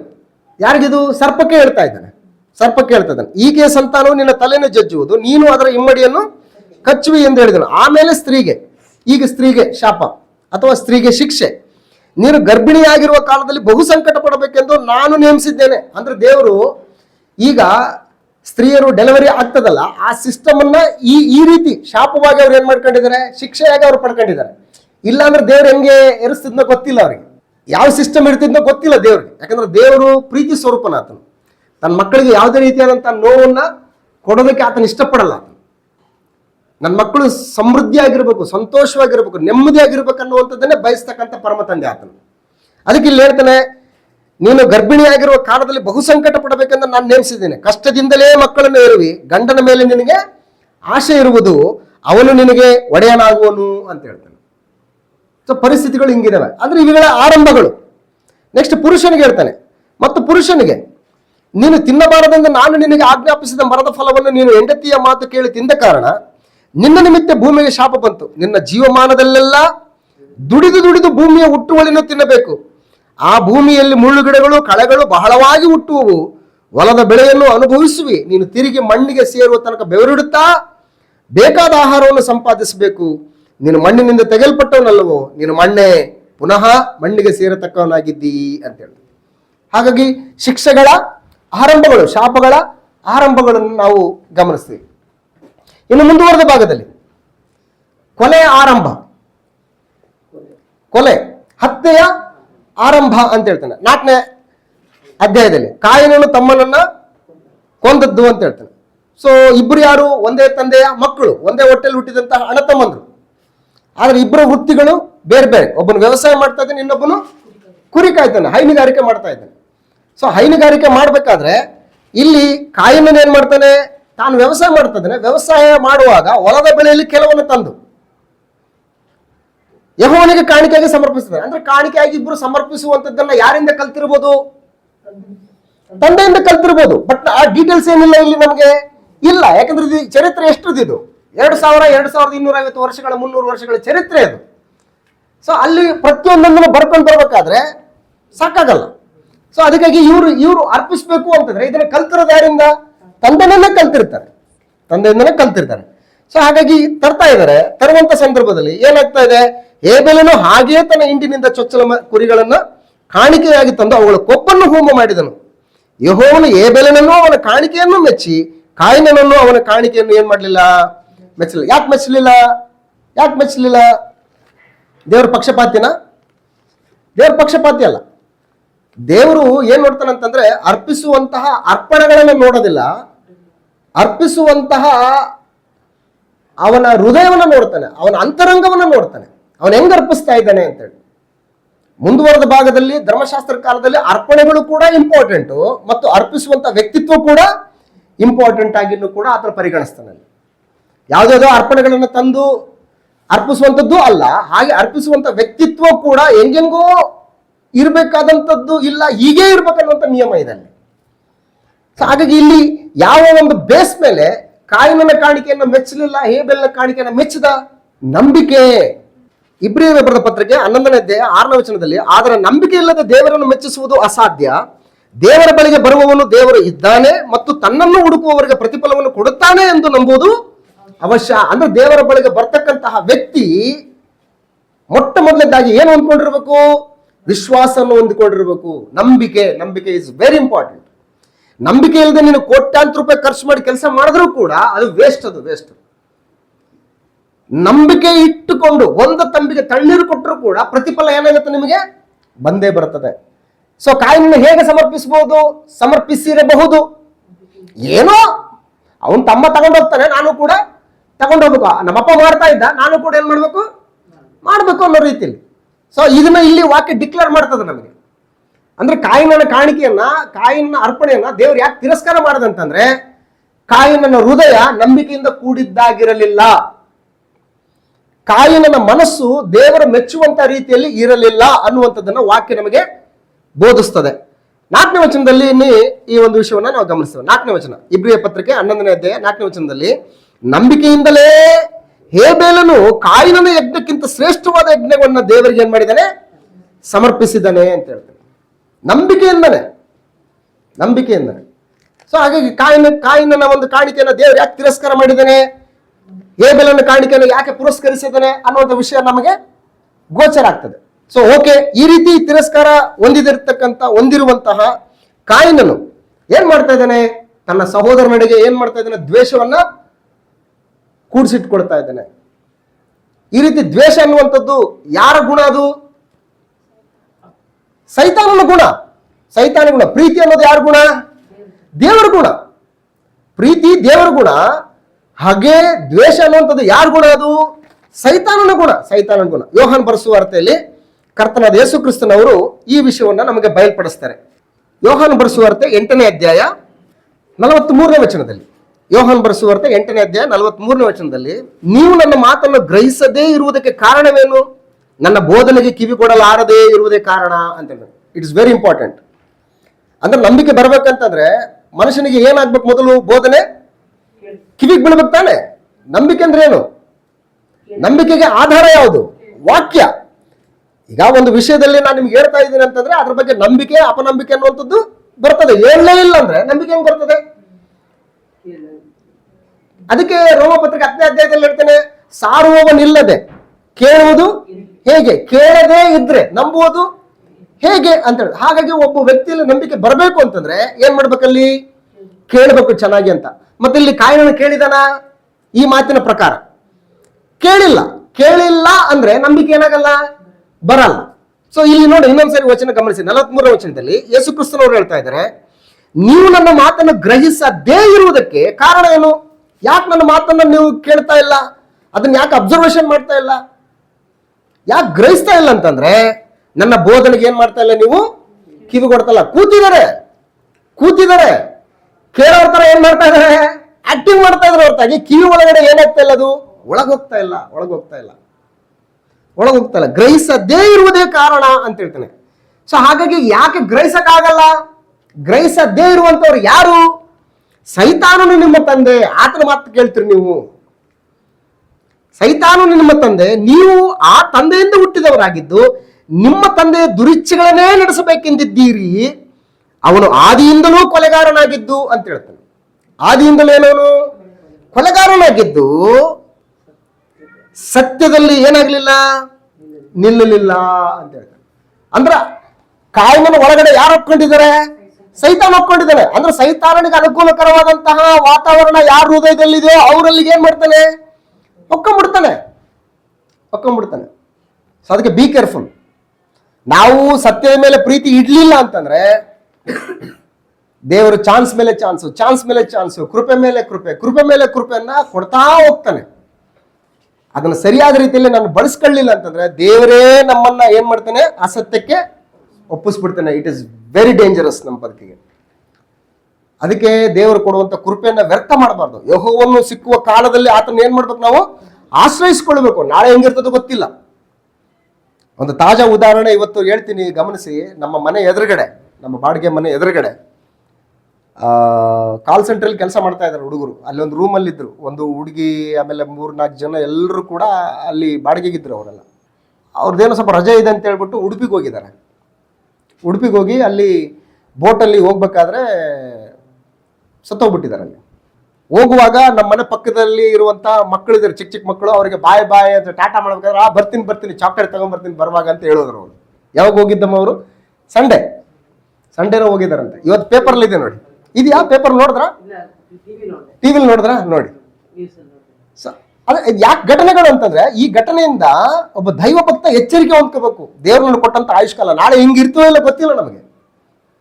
ನಾಳೆ ಈ ರೀತಿಯಾಗಿ ಇರ್ತೀವಲ್ಲ ಗೊತ್ತಿಲ್ಲ. ದೇವರು ಇವತ್ತು ನಮ್ಮನ್ನು ಪ್ರೀತಿಸಿ ನಮ್ಮನ್ನು ಎಚ್ಚರಿಸಿ ಹೇಳ್ತಾ ಇರೋದ್ರಿಂದ ತಿದ್ದುಕೊಳ್ಬೇಕಾಗತ್ತೆ. ಅದಕ್ಕೆ ಗಮನ ಕೊಡ್ಬೇಕಾಗತ್ತೆ. ನಾವು ಗಮನ ಕೊಡ್ಲಿಲ್ಲ ಅಂತಂದ್ರೆ ಏನಾಗುತ್ತೆ? ಸೈತಾನ ನಮ್ಮನ್ನ ಆಕ್ರಮಿಸ್ಕೊಂಡ್ಬಿಡ್ತಾನೆ. ಆಕ್ರಮಿಸ್ಕೊಂಡ್ಬಿಡ್ತಾನೆ. ಅದನ್ನ ಇಲ್ಲಿ ಕಾಯಿನನ್ನು ಮಾಡಿದ್ದು ಅದಕ್ಕೆ ಅವನು ಆದಿಂದಲೂ ಕೊಲೆಗಾರನು ಅಂತ ಹೇಳ್ತಾನೆ. ಕೊಲೆಗಾರ ಯಾರು? ಸೈತಾನನೇ ಕೊಲೆಗಾರ. ಕಾಯಿನನ್ನು ಕೇವಲ ಏನದು ಬಳಸ್ಕೊಂಡಂತ ಸಾಧನ. ಅದು ಸಾಧನ. ಕಾಯಿನ ದೇಹನ ಸೈತಾನ ಏನ್ ಮಾಡಿದ್ದಾನೆ? ಬಳಸ್ಕೊಂಡಿದ್ದಾನೆ. ಕಾಯಿನ ಆಲೋಚನೆಗಳನ್ನ ಸೈತಾನ ಬಳಸ್ಕೊಂಡಿದ್ದಾನೆ. ಯಾಕೆ? ಬಳಸಿಕೊಳ್ಳುವಂತ ವಾತಾವರಣ ಅವನು ಏರ್ಪಡಿಸ್ಕೊಟ್ಟಿದ್ದಾನೆ. ಆತನಿಗೆ ಅನುಕೂಲಕರವಾದಂತ ವಾತಾವರಣ. ಹಾಗೆ ಕೊಲೆಯ ಪ್ರಾರಂಭ. ಸೊ ಕೊಲೆ ಯಾಕಾಯ್ತು ಅನ್ನುವಂಥದ್ದನ್ನ ಜಲಪ್ರಳಯಕ್ಕಿಂತ ಮುಂಚಿನ ಕಾಲದಲ್ಲಿ ಈ ಎಲ್ಲಾ ವಿಷಯಗಳನ್ನು ನಾವು ಗಮನಿಸ್ತೇವೆ. ವಿಷಯವನ್ನ ಮುಂದುವರಿಸ್ತಾ ಹೋಗೋಣ. ಹಾಗೆ ಮುಂದಕ್ಕೆ ಆತನ ಯಾಕೆ ಕೊಲೆ ಮಾಡ್ತಾನೆ? ದ್ವೇಷ. ತಮ್ಮನನ್ನು ಏನ್ ಮಾಡ್ತಾ ಇದ್ದಾನೆ? ದ್ವೇಷ ಮಾಡ್ತಾ ಇದ್ದಾನೆ. ಸೊ ಹಾಗಾಗಿ ಹೊಸ ಒಡಂಬಡಿಕೆ ಹೇಳ್ತಾನೆ, ನಿನ್ನ ಸಹೋದರನನ್ನ ದ್ವೇಷಿಸುವವನು ಏನಾಗಿದ್ದಾನೆ? ಅವನು ಕೊಲೆಗಾರನಾಗಿದ್ದಾನೆ. ದ್ವೇಷ ಅನ್ನುವಂಥದ್ದು ಅದು ದೇವರ ಗುಣಲಕ್ಷಣ ಅಲ್ಲ. ಅದು ದೇವರ ಪ್ರೀತಿ ಸ್ವರೂಪನು. ಆ ಸ್ವರೂಪನ್ನೇ ಮನುಷ್ಯನಲ್ಲಿ ಇಟ್ಟಿದ್ದಾನೆ. ಕೊಲೆ ಅನ್ನುವಂಥದ್ದು, ದ್ವೇಷ ಅನ್ನುವಂಥದ್ದು, ಹಾಗೆ ಅನ್ನುವಂಥದ್ದು ಅದು ಸೈತಾನನ ಗುಣಲಕ್ಷಣಗಳು. ಯಾರ್ಯಾರು ಸೈತಾನನ ಗುಣಲಕ್ಷಣಗಳನ್ನ ಹೊಂದಿರ್ತಾರೋ ಅವರೆಲ್ಲ ಯಾರವರು? ಸೈತಾನ್ ಪಕ್ಷದವರು. ದೇವರ ಪಕ್ಷದವರು ಯಾರು ಅಂತಂದ್ರೆ, ದೇವರ ಒಂದು ಗುಣಲಕ್ಷಣಗಳನ್ನ ಯಾರೆಲ್ಲ ಧರಿಸ್ಕೊಂಡಿರ್ತಾರೋ ಅವರೆಲ್ಲರೂ ಕೂಡ ದೇವರ ಪಕ್ಷದವರು. ಸೊ ಪರಿಸ್ಥಿತಿಗಳು ಹಿಂಗಿದ್ದಾವೆ. ಗ್ರಂಥದಲ್ಲಿ ನಾವು ಗಮನಿಸ್ತಾ ಮುಂದಕ್ಕೆ ಹೋಗ್ತೀವಿ. ಇದಾದ ಮೇಲೆ ನೆಕ್ಸ್ಟ್ ಕಾಯಿನನ ಒಂದು ಸಂತತಿಯನ್ನ ನಾವು ನೋಡ್ತೇವೆ. ಕಾಯಿನನ ಸಂತತಿಯ ಆರಂಭ 4ನೇ ಅಧ್ಯಾಯ 17ನೇ ವಚನದಲ್ಲಿ ನೋಡೋಣ. ಅಂದ್ರೆ ಜಲಪ್ರಳಯಕ್ಕಿಂತ ಮುಂಚಿನ ಕಾಲದ ಒಂದು ಪರಿಸ್ಥಿತಿಗಳನ್ನ ಇವತ್ತು ನಾವು ಸ್ಟಡಿ ಮಾಡ್ತಾ ಇದ್ದೀವಿ. ಅದನ್ನ ನಾವು ತಲೆಯಲ್ಲಿ ಇಟ್ಕೊಂಡು ಮುಂದಕ್ಕೆ ಸಾಗೋಣ. ಕಾಯಿನನ ವಂಶಾವಳಿಯಿಂದ ನೀವು ಮನೆಯಲ್ಲಿ ಹೋಗಿ ರೆಕಾರ್ಡ್ ಮಾಡಿ, ಕಾಯಿನನ ಸಂತತಿ ಯಾವ್ದ್ಯಾವ್ದು ಅಂತೇಳಿ. ಕಾಯಿನನು ತನ್ನ ಹೆಂಡತಿಯನ್ನು ಕೂಡಲು, ಅಂದ್ರೆ ಕಾಯಿನನಿಗೆ ಯಾರ ಒಂದು ಪಕ್ಷದಲ್ಲಿದ್ದಾನೆ ಇವಾಗ? ಸೈತಾನ್ ಪಕ್ಷದಲ್ಲಿದ್ದಾನೆ. ಕೊಲೆಗಾರನಾಗ್ಬಿಟ್ಟಿದ್ದಾನೆ. ಆದಿಯಿಂದಲೂ ಅವನೇನಾಗಿದ್ದಾನೆ? ಅವನು ಕೊಲೆಗಾರನಾಗಿದ್ದು ಸೈತಾನನ ದುರಿಚ್ಛೆಗಳನ್ನ. ಸೈತಾನ್ ಯಾರು ಇವಾಗ ತಂದೆ? ಕಾಯಿನನ ತಂದೆ ಯಾರು ಇವಾಗ? ಸೈತಾನ್ ತಂದೆ. ಆದಾಮನ ಶಾರೀರಿಕವೇ ತಂದೆನೆ. ಸ್ಪಿರಿಚುವಲ್ ಆಗಿ ಯಾರು ತಂದೆ ಇವಾಗ? ಸೈತಾನನು ಕಾಯಿನನ ತಂದೆ ಆಗಿದ್ದಾನೆ ಇವಾಗ ಆತ್ಮ ಸಂಬಂಧವಾಗಿ. ಫಿಸಿಕಲ್ ಆಗೇನೆ ಆದಾಮನಿಂದ ಬಂದಿದ್ದಾನೆ. ಆದ್ರೆ ಆತ್ಮ ಸಂಬಂಧವಾಗಿ ಯಾರ ವಶದಲ್ಲಿದ್ದಾನೆ ಇವಾಗ? ಸೈತಾನ ವಶದಲ್ಲಿ ಇದ್ದಾನೆ. ಸೊ ಕಾಯಿನನ ವಂಶಾವಳಿ ಒಂದ್ಸರಿ ಗಮನಿಸಿವಾಗ, ಕಾಯಿನನು ತನ್ನ ಹೆಂಡತಿಯನ್ನು ಕೂಡಲು ಅವಳ ಗರ್ಭಿಣಿಯಾಗಿ ಹನೋಕನನ್ನು ಎತ್ತಳು. ಈ ಹನೋಕ ಬೇರೆ, ಆ ಹನೋಕ ಬೇರೆ, ಮತ್ತೆ ಕನ್ಫ್ಯೂಸ್ ಆಗ್ಬಾರ್ದು. Okay, so very good. ಹಿಂಗೆ ನಾವು ಸ್ಟಡಿ ಮಾಡ್ಬೇಕು. ಇದನ್ನ ನೀವು ಒಂದು ಜಿನಾಲಜಿ ಬರೀರಿ. ಇವಾಗ ಕಾಯಿನನ ವಂಶಾವಳಿ ಬರೀರಿ. ಹೆಂಗ್ ಬರೀತೀರಿ? ಇಲ್ಲಿ ಹಾಕ್ರಿ ಕಾಯಿನ್ ಅಂತ. ಈಗ ಆದಾಮ ಪ್ಲಸ್ ಹವ್ವಳು, ಇವರಿಬ್ಬರಿಗೆ ಎಷ್ಟು ಜನ ಮಕ್ಕಳು? 2. ಕಾಯಿನ, ಏಬೇಲ. ಈಗ ಕಾಯಿನನ ವಂಶಾವಳಿ ಬರೀರಿ ಇವಾಗ. ಓಕೆ, ಈ ರೀತಿ ಸ್ಟಡಿ ಮಾಡಬೇಕು. ಕಾಯಿನನು ತನ್ನ ಹೆಂಡತಿಯನ್ನು ಕೂಡಲು ಅವಳು ಗರ್ಭಿಣಿಯಾಗಿ ಹನೋಕನನ್ನು ಎತ್ತಳು. ಇಲ್ಲಿ ಇನ್ನೊಂದು ಪ್ರಶ್ನೆ ಬರ್ಬೋದು ನಿಮಗೆ. ಇರೋದೇ ಎಷ್ಟು ಜನ? ಹೌದಾ? ಅಂದ್ರೆ ನಾವು ತಲೆಯಲ್ಲಿರ್ಬೇಕು, ನಮ್ದು ಚರಿತ್ರೆಯಲ್ಲಿ ಇರ್ಬೇಕು ನಮ್ಗೆ. ಈಗ ಇನ್ನೊಂದು ಲಾಜಿಕ್ ನೀವು ಅರ್ಥ ಮಾಡ್ಕೊಳ್ಳಿ. ಇಲ್ಲಿ ಬೇರೆ ಎಲ್ಲೋ ಮತ್ತೆ ಬಂದಿಲ್ಲ ಜನಗಳು ಯಾರು ಕೂಡ. ಅಪೊಸ್ತಲರ ಕೃತ್ಯಗಳ ಪುಸ್ತಕ 17ನೇ ಅಧ್ಯಾಯ 26ನೇ ವಚನದ ಪ್ರಕಾರ ಆತನು ಒಬ್ಬನಿಂದಲೇ ಅಂತ ಹೇಳ್ತಾನೆ. ಎಲ್ಲರನ್ನು ಕೂಡ ಏನ್ ಮಾಡಿದಾನೆ? ಉಂಟು ಮಾಡಿದಾನೆ. ಅಂದ್ರೆ ಈ ಭೂಮಿ ಮೇಲೆ ಇರ್ತಕ್ಕಂಥ ಎಲ್ಲಾ ಮನುಷ್ಯರಿಗೂ ಕೂಡ ಮೂಲ ತಂದೆ ಯಾರು? ಆದಾಮನೇ. ಆದಾಮನಿಂದನೇ ಎಲ್ಲರೂ ಕೂಡ ಏನ್ ಮಾಡ್ಬೇಕು? ಬರ್ಬೇಕು. ಅದಕ್ಕೆ ಅಷ್ಟು ವರ್ಷಗಳು ಕೊಟ್ಟಿದ್ದಾರೆ ಅವ್ರಿಗೆ ವಯಸ್ಸುಗಳು. ಒಟ್ಟು 930 ವರ್ಷ ಬದುಕಿದನು ಅಂತ ಹೇಳ್ತಾರೆ. 930 ವರ್ಷ ಆದಾಮ ಬದುಕಿದ್ದು 930 ವರ್ಷ. ಈಗ ನಾನು ಆಲ್ರೆಡಿ ನನಗೆ ಎಷ್ಟು ಇವಾಗ ಅಂತ 46 ವರ್ಷ 47 ವರ್ಷ ನನಗೆ. 47 ಇಯರ್ಸ್ಗೆ ನಾನು 2 ಜನರೇಷನ್ ನೋಡಿದ್ದೀನಿ. ನಾನು ನನ್ನ ಮಕ್ಕಳು, ಇನ್ನೊಬ್ರು ನನ್ನ ಮಕ್ಕಳ ಮೊಮ್ಮಗಳು, 2 ತಲೆ ನೋಡಿದ್ದೀನಿ ನಾನು. ದೇವ್ರ ಕೃಪೆಯಿಂದ ಇನ್ನೊಂದು 40 ವರ್ಷ ಬದುಕ್ತಾನೆ ಅಂತ ಇಟ್ಕೊಳ್ಳಿ. ನೆಕ್ಸ್ಟ್ ಅವಳು ಮಗಳನ್ನು ಕೂಡ ನಾನು ಏನು ಮಾಡ್ಬೋದು ನೋಡು. ಅಂದ್ರೆ ಒಂದೇ ಏಜ್ ಅಲ್ಲಿ ಒಂದು 100 ವರ್ಷದ ಒಳಗಡೆ ಹೆಚ್ಚು ಕಡಿಮೆ 3 ರಿಂದ 4 ಜನರೇಷನ್ ನಾನು ನೋಡ್ಬೋದು. ಸೊ ಈಗ ಈತಗೆ ಎಷ್ಟು ವರ್ಷ? 930 ವರ್ಷ ಬದುಕಿದಾನೆ ಅಂತಂದ್ರೆ ಹುಟ್ಟಿ ಬಂದವರೆಲ್ಲರೂ ಕೂಡ ಎಲ್ಲಿಂದ ಬರಬೇಕು? ಆದಾಮ್ನಿಂದನೇ ಬರಬೇಕು, ಬೇರೆ ಎಲ್ಲಿಂದಲ್ಲ. ಬೇರೆ ಎಲ್ಲಿಂದನೂ ಬರೋಕ್ಕೆ ಸಾಧ್ಯ ಇಲ್ಲ. ಆ ದೇಶ, ಆ ಒಂದು ಪ್ರಪಂಚ ಇದೆ, ಈ ಪ್ರಪಂಚ ಇದೆ, ಅಲ್ಲೊಂದಿದೆ ಇಲ್ಲೊಂದಿದೆ ಅನ್ನೋದು ಇಲ್ಲವಿಲ್ಲ. ಯಾಕೆಂತಂದ್ರೆ ಮನುಷ್ಯ ನಿವಾಸಕ್ಕೆ ಯೋಗ್ಯಕರವಾದಂತಹ ಸ್ಥಳ ಯಾವುದಂತಂದ್ರೆ ಭೂಮಿ ಮಾತ್ರ. ಭೂಮಿ ಮಾತ್ರ ಮನುಷ್ಯನಿಗೆ ಯೋಗ್ಯಕರವಾದಂತಹ ವಾಸಸ್ಥಳ ಹೊರತಾಗಿ ಬೇರೆ ಎಲ್ಲೂ ಕೂಡ ಮನುಷ್ಯನು ವಾಸ ಮಾಡೋದಕ್ಕೆ ಯೋಗ್ಯಕರವಾದಂತಹ ವಾತಾವರಣ ಇಲ್ಲ. ಗ್ರಂಥ ಬಹಳ ಸ್ಪಷ್ಟವಾಗಿ ಹೇಳ್ತೇವೆ. ಏಷ್ಯನ ಗ್ರಂಥ 45ನೇ ಅಧ್ಯಾಯದಲ್ಲಿ ನಾವು ಇದನ್ನ ಗಮನಿಸ್ತೀವಿ. ನಾವು ಆತನು ಭೂನಿವಾಸವನ್ನ ಶೂನ್ಯವಾಗಿರಲೆಂದು ಸೃಷ್ಟಿಸಿದೆ, ಜನನಿವಾಸಕ್ಕಾಗಿ ಏನ್ ಮಾಡಿದಾನೆ? ಅದನ್ನ ಸೃಷ್ಟಿಸಿದ್ದಾನೆ. ಭೂಮಿ ಮೇಲೆ ಜನನಿವಾಸ ಮಾಡೋದಕ್ಕೆ ಯೋಗ್ಯಕರವಾದಂತಹ ವಾತಾವರಣ ಇದೆ. ಸೊ ಹಾಗಾಗಿ ಇಲ್ಲಿಂದ ಬಂದ ಕಾಯಿನ ಹೆಂಡತಿ ಎಲ್ಲಿಂದ ಬಂದು ಅಂತಂದ್ರೆ ಎಲ್ಲಿಂದ ಬಂದು? ಆದಾಮನಿಂದಲೇ ಬಂದಿದ್ದಾಳೆ, ಬೇರೆ ಅಲ್ಲೇ ಇಲ್ಲ. ಸೊ ಅದನ್ನ ನೀವು ಲೆಕ್ಕ ಹಾಕೊಳ್ಳಿ. ಆಮೇಲೆ ಆ ವಯಸ್ಸೆಷ್ಟು, ಹೆಂಗ್ ಬಂದ್ರು, ಹೆಂಗ್ ಹುಟ್ಟಿ ಬಂದ್ರು ಅನ್ನೋದನ್ನ ಗಮನಿಸು. ಸೊ ಇಲ್ಲಿ ಹೇಳ್ತಾ ಇನ್ನೊಂದು, ನೋದು ಎಂಬ ದೇಶದಲ್ಲಿ ಕಾಯಿನನು ವಾಸಿಸಿದನು ಅಂತ ಹೇಳ್ತಾರೆ. ತುಂಬಾ ಜನ ಹೇಳ್ತಾರೆ, ಅಲ್ರಿ ಇರದೆ ಆದಾಮ, ಅವಳು, ಕಾಯಿನ, ಏಬೆಲ, ಅದರಲ್ಲಿ ಏಬೆಲ್ ಸತ್ತೋದ, ಇರದೆ 3 ಜನ. ನೋದು ದೇಶ ಎಲ್ಲಿಂದ ಬಂತು ಅಂತ ಕೇಳ್ತಾರೆ. ನೋದು ದೇಶ ಎಲ್ಲಿಂದ ಬಂತು ಅಂತ ಕೇಳ್ತಾರೆ.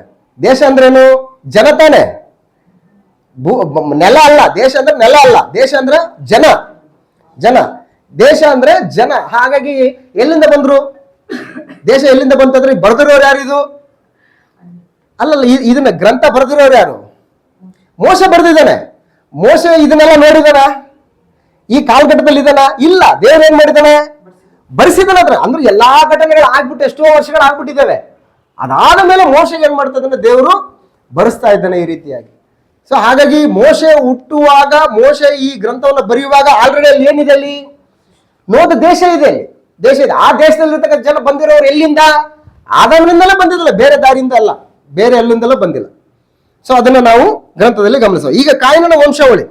ಕಾಯಿನನು ತನ್ನ ಹೆಂಡತಿಯನ್ನು ಕೂಡಲು ಅವಳು ಗರ್ಭಿಣಿಯಾಗಿ ಹನೋಕನನ್ನು ಹೆತ್ತಳು. ಇದಲ್ಲದೆ ಕಾಯಿನನು ಒಂದು ಊರನ್ನು ಕಟ್ಟಿ ಅದಕ್ಕೆ ಅನೋಕ ಎಂದು ತನ್ನ ಮಗನ ಹೆಸರನ್ನು ಇಟ್ಟನು. ಇದನ್ನು ಓದ್ತಾ ಹೋದೋಣ. ಇಲ್ಲಿ ಇವರು ಲೌಕಿಕವಾಗಿ ಹೆಂಗ್ ಆಲೋಚನೆ ಮಾಡ್ತಾರೆ ಅನ್ನೋದನ್ನು ಒಂದ್ಸರಿ ಗಮನಿಸಬೇಕಾಗತ್ತೆ ನೀವಿಲ್ಲಿ.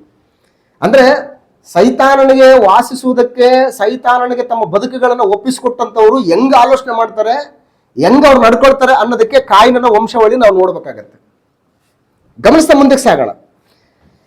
ಕಾಯಿನನು ಒಂದು ಊರನ್ನು ಕಟ್ಟಿ ಅದಕ್ಕೆ ಅನೋಕ ಎಂದು ತನ್ನ ಮಗನ ಹೆಸರನ್ನು ಇಟ್ಟನು. ಅನೋಕನಿಂದ ಇರಾದನು ಹುಟ್ಟಿದನು. ಇರಾದನು ಮಹಾಯಾಯೇಲನನ್ನು ಪಡೆದನು. ಮೆಹುಯಾಯೇಲನು ಮೆತುಷಾಹೇಲನನ್ನು ಪಡೆದನು. ಮೆತುಷಾಹೇಲನು ಲೆಮಕನನ್ನು ಪಡೆದನು. ಲೆಮಕನು ಆದಾ ಚಿಲ್ಲಾ ಎಂಬ 2 ಹೆಂಡರನ್ನು ಮಾಡಿಕೊಂಡನು. ಸೊ ಇದಾದ ಮೇಲೆ ಹೀಗೆ ಮಾಡ್ಕೊಂಡು ಬಂದಾಗ ಮೇನ್ ಇಂಪಾರ್ಟೆಂಟ್ ಓದ್ತೀನಿ. 23ನೇ ವಚನ. ಲೆಮಕನು ತನ್ನ ಹೆಂಡತಿಯರಿಗೆ ಹೀಗೆಂದನು, ಆದಾ ಚಿಲ್ಲಾ, ನನ್ನ ಮಾತಿಗೆ ಕಿವಿಗೊಡಿರಿ. ಲೆಮಕನ ಹೆಂಡತಿಯರೇ, ನಾನು ಹೇಳುವುದನ್ನು ಕೇಳಿರಿ.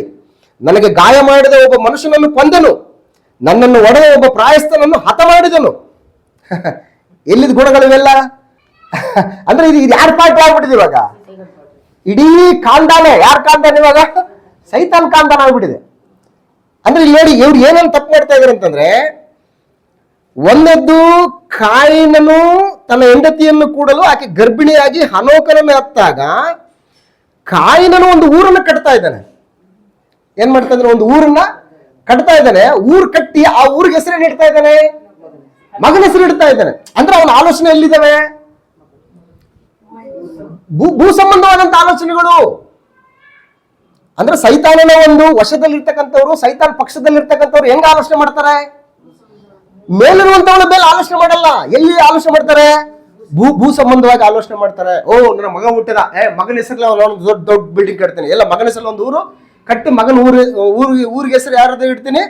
ನನ್ನ ಮಗಂದು ಇಡ್ತೀನಿ ಹೆಸರು. ನೆಕ್ಸ್ಟ್ ನೋಡಿ, ಇನ್ನೊಂದು ಏನು ಯೋಚನೆ ಬರ್ತದೆ ಅಂತಂದ್ರೆ, ಅದಾದ್ಮೇಲೆ 19ನೇ ವಚನದಲ್ಲಿ ಲೆಮಕನು ಆದಾ ಚಿಲ್ಲ ಎಂಬ 2 ಅಂದ್ರೆ ಬಹುಪತ್ನಿತ್ವ ಅನ್ನೋಂಥದ್ದು ಜಾರಿಗೆ ಯಾರು ಬಂತು?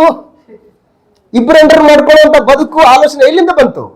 ಯಾವ ಸಂತತಿ ಅದು? ಇವಾಗ ಕಾಯಿನ ಸಂತತಿ ಅದು.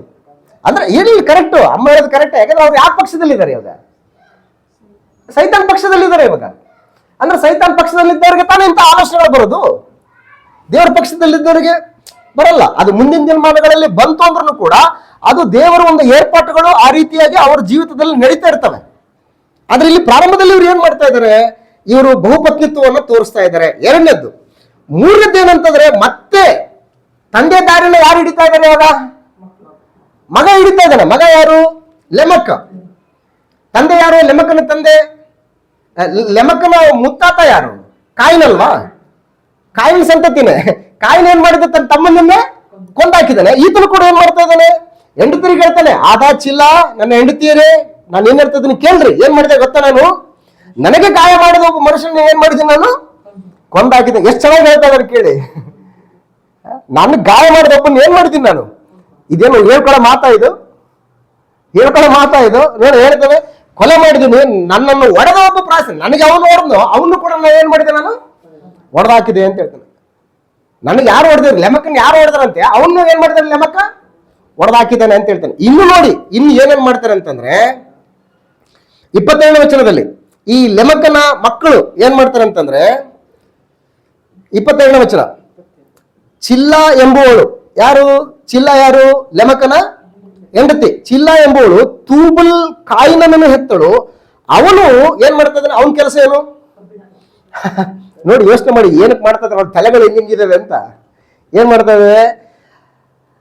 ತೂಬುಲ್ ಕಾಯಿನನ್ನು ಹೆತ್ತಳು. ಅವನು ಕುಲಿಮೆ ಮಾಡಿ ಕಬ್ಬಿಣದ ತಾಮ್ರದ ಆಯುಧಗಳನ್ನು ಕಲ್ಪಿಸಿದವನು. ಕಬ್ಬಿಣ ಮತ್ತು ತಾಮ್ರದ ಆಯುಧಗಳನ್ನು ಕಲ್ಪಿಸಿದವನು ತೂಬುಲ್ ಕಾಯಿನನ ತಂಗಿ. ಅಂದ್ರೆ ಇವೆಲ್ಲ ಕಬ್ಬಿಣದ ಆಯುಧಗಳನ್ನ ಕಲ್ಪಿಸಿದನಂತೆ. ಆಯುಧಗಳು ಯಾಕೆ? ಒಬ್ಬರನ್ನೊಬ್ರು ಕೊಲ್ಲಕ್ಕೆ, ಸೆಕ್ಯೂರಿಟಿಗೋಸ್ಕರ ಆಯುಧಗಳು, ಸೆಕ್ಯೂರಿಟಿಗೋಸ್ಕರ. ಈ ಆಯುಧಗಳು ಯಾಕಬೇಕಪ್ಪ ನಮಗೆ? ದೇವ್ರ ಮನುಷ್ಯರಿಗೆ ಆಯುಧ ಯಾಕೆ ಬರ್ಬೇಕು? ದೇವ್ರ ಮನುಷ್ಯರಿಗೆ ಸೆಕ್ಯೂರಿಟಿ ಹಾಕ್ಬೇಕು. ಈಗ ತುಂಬಾ ಜನ ದೊಡ್ಡ ದೊಡ್ಡ ಸೇವಕರು, ಕಾರ್ಪೊರೇಟ್ ಸೇವಕರು ಎಂಬುದಾಗಿ ಹೆಸರು ಪಡೆದುಕೊಂಡಿರ್ತಕ್ಕಂತಹ, ಘನಸೇವಕರು ಎಂಬುದಾಗಿ ಕರೆಯಲ್ಪಡ್ತಕ್ಕಂತಹ, ಸೇವಕರು ಎಂಬುದಾಗಿ ಪ್ರಖ್ಯಾತಿಯನ್ನು ಪಡೆದಂತಹ ದೊಡ್ಡ ದೊಡ್ಡ ಸೇವಕರುಗಳು ಹೊರಗಡೆ ಬಂದ್ರೆ ಅವರಿಗೆ ಸೆಕ್ಯೂರಿಟಿ, ಅವರಿಗೆ ಗನ್ಮ್ಯಾನ್ಗಳು. ಅವರಿಗೆ ಯಾಕೆ ಗನ್ಮ್ಯಾನ್ಗಳು ಬೇಕು? ಅಪೊಸ್ತಲರಿಗಿಂತಲೂ ಕೂಡ ದೊಡ್ಡವರ? ಯೇಸು ಕ್ರಿಸ್ತನ್ ಎಲ್ಲರೂ ಹೋಗ್ಬೇಕಾದ್ರೆ ಗನ್ಮ್ಯಾನ್ಗಳಿದ್ರೆ ಅವ್ರಿಗೆ, ಯೇಸು ಕ್ರಿಸ್ತನ್ಗೆ ನೋ, ನೆವರ್. ಸೊ ಪರಿಸ್ಥಿತಿಗಳು ಹಿಂಗಿದ್ದಾವೆ. ಇವೆಲ್ಲ ಎಲ್ಲಿಂದ ಬರ್ತವೆ ಯೋಚನೆಗಳು? ಇವೆಲ್ಲ ಭೂ ಸಂಬಂಧವಾದಂತಹ ರೀತಿಯಲ್ಲಿ ಬದುಕಿದ್ರೆ ಮಾತ್ರ ಇಂಥ ಭೂ ಸಂಬಂಧವಾದಂತಹ ಆಲೋಚನೆಗಳು ಬರ್ತಾವ ಹೊರತಾಗಿ ನಾವು ಪರಲೋಕ ಸಂಸ್ಥಾನದವರು ಅಂತಂದ್ರೆ ಈ ಆಲೋಚನೆಗಳು ಬರಲ್ಲ. ಸೊ ಹಾಗಾಗಿ ವಂಶಾವಳಿನ ಕೂಡ ನಾವೇನ್ ಮಾಡ್ತೀವಿ? ಗಮನಿಸ್ತೀವಿ. ಕಾಯಿನ ಒಂದು ಸಂತತಿ ಯಾವ ರೀತಿ ಬರ್ತಾ ಇದೆ. ನೆಕ್ಸ್ಟ್ ಇನ್ನೊಂದು ಸಂತತಿ ಬರ್ತಾ ಇದೆ ನೋಡಿ 25ನೇ ವಚನದಲ್ಲಿ. ಆದಾಮನು ತಿರುಗಿ ತನ್ನ ಹೆಂಡತಿಯನ್ನು ಕೂಡಲು ಆಕೆ ಗಂಡು ಮಗುವನ್ನು ಹೆತ್ತು ಕಾಯಿನನ್ನು ಕೊಂದು ಹಾಕಿದ ಏಬೆಲನಿಗೆ ಬದಲಾಗಿ ದೇವರು ನನಗೆ ಬೇರೆ ಸಂತಾನವನ್ನು ನೇಮಿಸಿದನೆಂದು ಆ ಮಗುವಿಗೆ ಸೇತನೆಂದು ಹೆಸರಿಟ್ಟಳು. ತರುವಾಯ ಸೇತನು ಸಹ ಮಗನನ್ನು ಪಡೆದು ಅವನಿಗೆ ಎನೋಷ್ ಎಂಬ ಹೆಸರಿಟ್ಟನು. ಆ ಕಾಲದಲ್ಲಿ ಯೆಹೋವಾ ಎಂಬ ಹೆಸರನ್ನು ಹೇಳಿಕೊಂಡು ಆರಾಧಿಸುವುದಕ್ಕೆ ಪ್ರಾರಂಭ ಆಯ್ತು. ಈ ಲೈನ್ ಹೆಂಗ್ ಹೋಗ್ತಾ ಇದೆ ನೋಡಿ. ಇವಾಗ ನೆಕ್ಸ್ಟ್ ಜನರೇಷನ್ ಯಾರು? ಏಬೆಲನಿಗೆ ಬದಲಾಗಿ ಯಾರು ಹುಟ್ಟು ಬಂದಿದ್ದಾರೆ? ಸೇತನ ಮಗ ಯಾರು? ಎನೋಷನ ಒಂದು ಕಾಲದಲ್ಲಿ ಏನ್ ನಡೀತಾ ಇದೆ? ಆರಾಧನೆ ನಡೀತಾ ಇದೆ. ಅಂದ್ರೆ ಈ ಜನರೇಷನ್ ನೋಡಿ, ಇದನ್ನ ನಾವು ವಂಶಾವಳಿಯಲ್ಲಿ ಗಮನಿಸ್ತೀವಿ. ನಾವು ಇದನ್ನ ಕರೆಕ್ಟ್ ಆಗಿ ನಾವು ಗಮನಿಸಿದ್ರೆ ಮುಂದೆ ನಡೆಯುವಂತಹ ಘಟನಾವಳಿಗಳು ನಮ್ಗೆ ಈಸಿಯಾಗಿ ಅರ್ಥ ಆಗತ್ತೆ. ನಮ್ಗೆ ಹೆಂಗ್ ಈಸಿಯಾಗಿ ಅರ್ಥ ಆಗುತ್ತೆ ಅನ್ನೋದನ್ನ ಒಂದು ವಚನ ಹೇಳ್ಬಿಟ್ಟು ಇಲ್ಲಿಗೆ ಬೈಬಲ್ ಸ್ಟಡಿ ಮುಗಿಸೋಣ. ಮತ್ತೆ ಮುಂದಕ್ಕೆ ನಾವು ನೆಕ್ಸ್ಟ್ ವೀಕ್ ಅದನ್ನ ಕಂಟಿನ್ಯೂ ಮಾಡೋಣಂತೆ. 6ನೇ ಅಧ್ಯಾಯದಲ್ಲಿ ಈ ರೀತಿಯಾಗಿ ಆದಾಮನ ವಂಶಾವಳಿ ನಡೀತದೆ. ಇವಾಗ 5ನೇ ಅಧ್ಯಾಯದಿಂದ ಆದಾಮನ ವಂಶಾವಳಿ ಅಂದ್ರೆ ಸೇತನ, ಎನೋಷನ ವಂಶಾವಳಿ ಬರ್ತದೆ. ಕಾಯಿನ ವಂಶಾವಳಿ ಬೇರೆ ಆಯ್ತದೆ. ಈಗ ಆದಾಮನ ವಂಶಾವಳಿಯಲ್ಲಿ ಏಬೆಲನಿಗೆ ಬದಲಾಗಿ ದೇವರು ಅನುಗ್ರಹಿಸಿದಂತಹ ಸೇತನ ವಂಶಾವಳಿಯನ್ನ ನಾವು ಇಡೀ 5ನೇ ಅಧ್ಯಾಯ 32ನೇ ವಚನದವರೆಗೆ, ನೋಹನ ಒಂದು ಆಗಮನದವರೆಗೂ ಕೂಡ ಆ ವಂಶಾವಳಿಯನ್ನ ನಾವು ಗಮನಿಸ್ತೀವಿ. ಅದಾದ್ಮೇಲೆ ಏನಾಯ್ತು? 6ನೇ ಅಧ್ಯಾಯದಲ್ಲಿ ಭೂಮಿ ಮೇಲೆ ಜನರು ಹೆಚ್ಚುತ್ತಾ ಅವರಿಗೆ ಹೆಣ್ಣು ಮಕ್ಕಳು ಹುಟ್ಟಲು ದೇವಪುತ್ರರು ಮನುಷ್ಯ ಪುತ್ರಿಯರ ಸೌಂದರ್ಯವನ್ನು ನೋಡಿ ತಮಗೆ ಇಷ್ಟರಾದವರನ್ನು ಹೆಂಡರನ್ನಾಗಿ ಏನ್ ಮಾಡಿದ್ರು? ಮಾಡಿಕೊಂಡ್ರು. ಇಲ್ಲಿ ದೇವಪುತ್ರರಾರು, ಮನುಷ್ಯ ಪುತ್ರಿಯರಾರು? ಅದು ಪಾಯಿಂಟ್. ದೇವಪುತ್ರರು ಅಂತಂದ್ರೆ ಯಾರು? ಸೇತ ಮತ್ತು ಎನೋಷನ ವಂಶಾವಳಿ. ಇವು ದೇವಪುತ್ರರೆಲ್ಲ ದೇವರ ಸಹವಾಸ ಅನ್ಯೋನ್ಯತೆಯಲ್ಲಿ ದೇವರನ್ನು ಮೆಚ್ಚಿಸುವಂತ ಆಲೋಚನೆಗಳನ್ನು ಹೊಂದಿಕೊಂಡು ದೇವರ ಒಂದು ಮಾರ್ಗದರ್ಶನದಲ್ಲಿ ದೇವರು ಒಪ್ಪುವಂತ ರೀತಿಯಲ್ಲಿ ಬದುಕುಗಳನ್ನು ನಡೆಸಿಕೊಂಡು ಬಂದಂತಹ ಒಂದು ಜಿನಾಲಜಿ ಅದು, ತಲೆಮಾರುಗಳವೆಲ್ಲ. ಮನುಷ್ಯ ಪುತ್ರಿಯರು ಅಂದ್ರೆ ಯಾರು?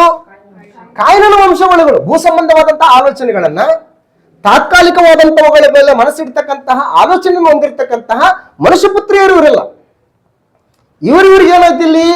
ಮಿಕ್ಸ್ಡ್ ಮ್ಯಾರೇಜ್ ಅಂತ ಹೇಳ್ತಾರೆ. ಏನಿದು? Mixed marriage. ಮಿಶ್ರ ವಿವಾಹಗಳು ಅಂತ ಹೇಳ್ತಾರೆ. ಮಿಶ್ರ ವಿವಾಹಗಳು. ಸೊ ಈ ರೀತಿಯಾಗಿ ನಡೆದಾಗ ಏನಾಯ್ತಲ್ಲಿ? ವಿಚಿತ್ರವಾದಂತ ಕೆಟ್ಟತನ ಅಡ್ಜಸ್ಟ್ ಆಗತ್ತಲ್ಲಿ. ಯಾವತ್ತೂ ಕೂಡ ಯೋಚನೆ ಮಾಡಿ, ಒಳ್ಳೇದಕ್ಕಿಂತಲೂ ಕೂಡ ಕೆಟ್ಟತನಕ್ಕೆ ಬಲ ಅನ್ನೋದೇನಿದೆ ಜಾಸ್ತಿ ಇರ್ತದೆ. ಈ ಒಳ್ಳೆತನ ಹೋಗಿ ಕೆಟ್ಟತನಗಳಿಗೆ ಹೋಗಿ ಬೆರಿತೀವಿ ಅಂತಂದ್ರೆ ಒಳ್ಳೆತನ ಪ್ರಖ್ಯಾತಿಗೆ ಬರೋದು ಬಹಳ ಕಷ್ಟ. ಕೆಟ್ಟತನ ಏನ್ ಮಾಡ್ತದೆ? ಅದು ಪ್ರಖ್ಯಾತಿಗೆ ಬರ್ತದೆ. ಅದಕ್ಕೆ ಸತ್ಯ ಅನ್ನುವಂಥದ್ದು ಹೇಗಿರುತ್ತಂತಂದ್ರೆ ಅದು ವಸ್ತುನ ದಾಟೋಷ್ಟ್ರ ಒಳಗಡೆನೆ ಸುಳ್ಳು ಇಡೀ ಊರೆಲ್ಲ ಏನ್ ಮಾಡುತ್ತಂತೆ ಸುತ್ತಾಡ್ಕೊಂಡ್ ಬರ್ತದಂತ. ಹಾಗಾಗಿ ಪ್ರಭಾವಗಳು ಹೆಂಗಿರ್ತವೆ ಅಂತ. ಅದಕ್ಕೆ ಮಿಕ್ಸ್ಡ್ ಮ್ಯಾರೇಜ್ಗಳು ದೇವರು ಇದನ್ನ ಬಯಸೋದಿಲ್ಲ ಅಂತ. ಪರಿಶುದ್ಧವಾಗಿರ್ಬೇಕು, ಪ್ರತ್ಯೇಕವಾಗಿರ್ಬೇಕು. ಅದಕ್ಕೆ ಧರ್ಮೋಪದೇಶ ಕಾಂಡ ಪುಸ್ತಕ 7ನೇ ಅಧ್ಯಾಯದಲ್ಲಿ ಕೂಡ ದೇವರು ಅದೇ ಕಟ್ಟಳೆಯನ್ನು ಕೊಡ್ತಾನೆ ಅವರಿಗೆ. ಈ ಕಾನಾನ್ ದೇಶದ ಮೂಲ ನಿವಾಸಿಗಳಾಗಿರ್ತಕ್ಕಂತಹ ಅಮ್ಮೋರಿಯರ, ಹಿತ್ತಿಯರ, ಹಿವ್ವಿಯರ, ಪೆರಿಜ್ಜಿಯರ ಇವ್ರ ಹೆಣ್ಮಕ್ಳನ್ನ ನೀವೇನ್ ಮಾಡ್ಬೇಡ್ರಿ, ನೀವು ತಗೋಬೇಡ್ರಿ. ನಿಮ್ಮ ಮಕ್ಕಳನ್ನ, ಗಂಡ್ ಮಕ್ಕಳು ಕೂಡ ಅವ್ರಿಗೆ ಕೊಟ್ಟು ನೀವು ಬೀಗತನ ಮಾಡಬೇಡ್ರಿ. ಯಾಕೆ ಮಾಡಬೇಡ್ರಿ ಅಂತಂದ್ರೆ ಅವರು ಮುಂದೊಂದು ದಿನಗಳಲ್ಲಿ ನಿಮ್ಮ ಒಂದು ಸಂತತಿಯನ್ನ ಏನ್ ಮಾಡ್ತಾರೆ? ಅವರ ವಿಶ್ವಾಸಕ್ಕೆ, ಅವರ ವಿಗ್ರಹಾರಾಧನೆಗಳಿಗೆ ಏನ್ ಮಾಡ್ತಾರೆ? ನಿಮ್ಮನ್ನ ಕರ್ಕೊಂಡು ಹೋಗ್ತಾರೆ. ಅವರ ಒಂದು ಆಚರಣೆಗಳು ಒಪ್ಪುವಂತವಲ್ಲ. ಅವರು ಮಕ್ಕಳನ್ನು ಕೂಡ ಏನ್ ಮಾಡ್ತಾರೆ? ಅವರು ಬಲಿಗಳನ್ನು ಕೊಡ್ತಾರೆ. ಸೊ ಹಾಗಾಗಿ ದೇವ್ರು ಏನ್ ಮಾಡ್ತಾರೆ? ಅಂತವ್ರು ಸಾಹಸಕ್ಕೆ ಹೋಗ್ಬಿಡಿ. ಅದಕ್ಕೆ ಅವ್ರನ್ನೆಲ್ಲರನ್ನು ಕೂಡ ಏನ್ ಮಾಡ್ರಿ? ನಿಶೇಷವಾಗಿ ಏನ್ ಮಾಡ್ರಿ? ನೀವು ಕೊಂದಾಕ್ಬಿಡಿ ಅಂತ ಹೇಳ್ತಾರೆ. ಸುಮ್ಮನೆ ದೇವರು ಕೊಲ್ಲು ಅಂತ ಹೇಳಲ್ಲ. ಅವ್ರು ಮಾಡಿದಂತ ಕೆಟ್ಟತನಗಳಿಂದಾಗಿ, ಅವರ ಒಂದು ಕೆಟ್ಟತನದ ಆಲೋಚನೆಗಳಿಂದಾಗಿ ಸಮಾಜಕ್ಕೆ ಏನ್ ತೊಂದರೆ ಆಗುತ್ತೆ, ಏನ್ ನಷ್ಟ ಆಗುತ್ತೆ ಅಂತೇಳಿ ಅರಿತಂತಹ ಭವಿಷ್ಯಜ್ಞಾನಿಯಾಗಿರತಕ್ಕಂಥ ದೇವರು ಆ ರೀತಿಯಾದಂಥ ಕಟ್ಟಳೆಗಳನ್ನ, ಆ ರೀತಿ ಆಜ್ಞೆಗಳನ್ನು ಕೊಡ್ತಾನೆ ವಿನಃ ದೇವರು ಕ್ರೂರಿ ಅಲ್ಲ, ದೇವರು ಪಕ್ಷಪಾತಿ ಅಲ್ಲ. ದೇವರು ಒಬ್ಬ ಪರವಾಗಿದ್ದುಕೊಂಡು ಇನ್ನೊಬ್ಬರನ್ನ ದ್ವೇಷಿಸುವಂತ ದೇವರಲ್ಲ. ಯಾಕಂದ್ರೆ ಎಲ್ಲಾ ಭೂಮಿಯಲ್ಲಿ ಇರ್ತಕ್ಕಂಥವ್ರು ಎಲ್ಲರೂ ಕೂಡ ಯಾರು? ಅವರು ದೇವರ ಮಕ್ಕಳೇ. ಆದ್ರೆ ಅಬ್ರಹಾಮ ಸಂತತಿ ಇವೆಲ್ಲ ಕೂಡ ಇಸ್ರಾಯೇಲ್ರು ಯಾರಂತಂದ್ರೆ ಆತನ ಒಡಂಬಡಿಕೆಗೆ ಒಳಪಟ್ಟಂತ ಜನಾಂಗ, ಆತನ ಒಂದು ಸಂವಿಧಾನಗಳಿಗೆ ನಾವು ಕಟ್ಟಿಬಿದ್ದು ನಡಿತೀವಿ ಅಂತೇಳಿ ಬಂದಂತ ಜನಾಂಗ ಇವರು. ಹಾಗಾಗಿ ಅವರ ಮೂಲಕವಾಗಿ ದೇವರು ತನ್ನ ಆಲೋಚನೆಗಳನ್ನು ಹೇಗೆ ನಡೆಸ್ತಾ ಇದ್ದಾನೆ, ತನ್ನ ಸಂಕಲ್ಪದ ಸಂಗತಿಗಳನ್ನ ಯಾವ ರೀತಿ ಮುಂದುವರಿಸ್ತದೆ ಅನ್ನುವಂಥದ್ದು ಬಹಳ ವಿಶೇಷ. ಸೊ ಹಾಗಾಗಿ ಈ ಪರಿಸ್ಥಿತಿಗಳನ್ನ ನಾವು ಇಲ್ಲಿ ಗಮನಿಸ್ತಾ ಇದ್ದೀವಿ. ಜಲಪ್ರಳಯದ ಒಂದು ವಿಷಯದಲ್ಲಿ ನಾವು ಗಮನಿಸ್ತಾ ಇರಬೇಕಾದ್ರೆ ಮನುಷ್ಯ ಪುತ್ರಿಯರ ಸೌಂದರ್ಯವನ್ನು ನೋಡಿ ದೇವಪುತ್ರರು ಏನ್ ಮಾಡ್ತಾರೆ? ತಮಗೆ ಇಷ್ಟರಾದವ್ರನ್ನ ಏನ್ ಮಾಡ್ತಾರೆ? ಮದುವೆ ಮಾಡಿಕೊಂಡು ಕೆಟ್ಟು ಹೋಗ್ತದೆ. ಆಲೋಚನೆಗಳು ಕೆಟ್ಟೋಗಿ ಪರಿಸ್ಥಿತಿಗಳು ಹೆಂಗಾಗ್ತವೆ ಅಂತಂದ್ರೆ 5ನೇ ವಚನದಲ್ಲಿ ಹೇಳ್ತಾನೆ, ಮನುಷ್ಯರ ಕೆಟ್ಟತನವು ಭೂಮಿ ಮೇಲೆ ಹೆಚ್ಚಾಗಿರುವುದನ್ನು, ಅವರ ಹೃದಯದಲ್ಲಿ ಯೋಚಿಸುವುದೆಲ್ಲವೂ ಯಾವಾಗಲೂ ಬರೀ ಕೆಟ್ಟದ್ದಾಗಿರುವುದನ್ನು ಯೆಹೋವನು ನೋಡಿ ಅಂತ ಹೇಳ್ತಾನೆ. ಇವತ್ತು ತುಂಬಾ ಜನ ಅಂತಾರೆ, ಇಲ್ಲ ಬ್ರದರ್ ನಾವು ವಾಕ್ಯ ಹೇಳ್ತೀವಿ, ವಾಕ್ಯ ಹೇಳಿದ್ಮೇಲೆ ಅವ್ರನ್ನೆಲ್ಲ ಕನ್ವರ್ಟ್ ಮಾಡ್ಕೊಂಡು ಕ್ರಿಶ್ಚಿಯನ್ ಸಭೆಗೆ ತಗೊಂಡ್ಬರ್ತೀವಿ. ಅದು ಆಗಲ್ಲ, ಅದು ಕೆಲಸ. ಅದು ಹೇಳ್ಬೋದು ಅಷ್ಟೇನೆ, ಬಾಯಿ ಮಾತಿಂದ ಹೇಳ್ಬೋದು. ಅದು ಎಷ್ಟು ಜನ ಸಕ್ಸಸ್ ಆಗ್ತಾರೋ ಗೊತ್ತಿಲ್ಲ. ನನಗೆ ಗೊತ್ತಿರ್ತಕ್ಕಂಥ ಒಬ್ಬ ಸಹೋದರ ತನ್ನ ಮಗಳಿಗೆ ಒಬ್ಬ ವರನನ್ನ ನೋಡ್ತಾರೆ. ಆ ವರ ಬಂದ್ಬಿಟ್ಟು ಡಿನಾಮಿನೇಷನ್ ಅವರು. ಆ ವಧುವಿನ ತಂದೆ ಒಬ್ಬ ಪ್ರೀಚರು, ಚರ್ಚ್ ಆಫ್ ಕ್ರೈಸ್ಟ್ ಪ್ರೀಚರು. ತನ್ನ ಮಗಳಿಗೆ ನೋಡಿದಂತಹ ವರ ಒಬ್ಬ ಅನ್ಯ, ಅಂದ್ರೆ ಡಿನಾಮಿನೇಷನ್, ಮತಶಾಖೆಯಲ್ಲಿ ಇದ್ದಂಥವ್ರು, ಕ್ರಿಸ್ತನ ಸಭೆಯಲ್ಲಿ ಇಲ್ಲ. ದೇವರ ಸಂಕಲ್ಪದಲ್ಲಿರುವಂತಹ ಏಕೈಕ ಸಭೆಯಾಗಿರುವಂತಹ ಕ್ರಿಸ್ತನ ಸಭೆಯಿಂದ ಮನುಷ್ಯ ಕಲ್ಪಿತವಾದಂತಹ ಕಟ್ಟಳೆಗಳಿಂದ ಕೂಡಿದಂತಹ ಡಿನಾಮಿನೇಷನ್ ಎಲ್ಲ ಅವರಿದ್ದಾರೆ, ಕ್ರಿಸ್ತನ ಸಭೆಯಲ್ಲಿ ಅವರಿಲ್ಲ. ಇವ್ರು ಏನ್ ಮಾಡಿದ್ರು ಅಂತಂದ್ರೆ ಪ್ರತಿದಿನ ತನ್ನ ಮಗಳಿಗೆ ನೋಡಿದಂತಹ ವರನ ಸಂಗಡ ಪ್ರತಿದಿನ ದೇವರ ವಾಕ್ಯಗಳನ್ನ ಸೈಕಲ್ ಹೊಡ್ಕೊಂಡು ಹೋಗ್ಬಿಟ್ಟು ಹೇಳ್ತಾ ಇದ್ರಂತ. ಅವರಿಗೆ ಸೈಕಲ್ ಹೊಡ್ಕೊಂಡು ಹೋಗಿ ಸುಮಾರು ಒಂದು 20-25 ಕಿಲೋಮೀಟರ್ ದೂರ ಅವ್ರ ಮನೆ, ಪ್ರತಿದಿನ ಹೋಗಿ ಅವರಿಗೆ ವಾಕ್ಯ ಹೇಳಿ ಹೇಳಿ ಹೇಳಿ ಹೇಳಿ ಅವರಿಗೆ ಬರುವಂತ ಪ್ರಶ್ನೆಗಳನ್ನ, ಸಂದೇಹಗಳನ್ನ ವಾಕ್ಯಗಳ ಮುಖಾಂತರ ನಿವಾರಣೆ ಮಾಡಿ ಅವ್ರನ್ನ ದೇವರ ರಾಜ್ಯವಾಗಿರುವಂತಹ ಕ್ರಿಸ್ತನ ಸಭೆಯಲ್ಲಿ ದೇವರು ಅವರನ್ನ ಸೇರಿಸುವ ಮಟ್ಟಿಗೆ ಅವರು ಕೆಲಸ ಮಾಡಿ ಅವರು ವಿಧೇಯರಾದ ಮೇಲೆ ಆಮೇಲೆ ಅವರು ಏನ್ ಮಾಡಿದ್ರು, ಅವರು ಮದುವೆ ಮಾಡಿದ್ದಾರೆ. ಆಮೇಲೆ ಮದುವೆ ಮಾಡಿದ್ದಾರೆ. ಇಲ್ರಿ ಮದುವೆ ಮಾಡ್ಬೋಣ ಆಮೇಲೆ ನಾವು ಕರ್ಕತ್ತೀವಿ ಅಂತಂದ್ರೆ ಇದು ಆಗ್ಲಾರ್ದು ಮಾತಿವೆಲ್ಲ. ಇವರೇ ಬರ್ತಾರೋ ಅವ್ರ ಎಲ್ಲಿಗೆ ಹೋಗ್ತಾರೋ ಪರಿಸ್ಥಿತಿಗಳು ಗೊತ್ತಿಲ್ಲ ಇವಾಗ.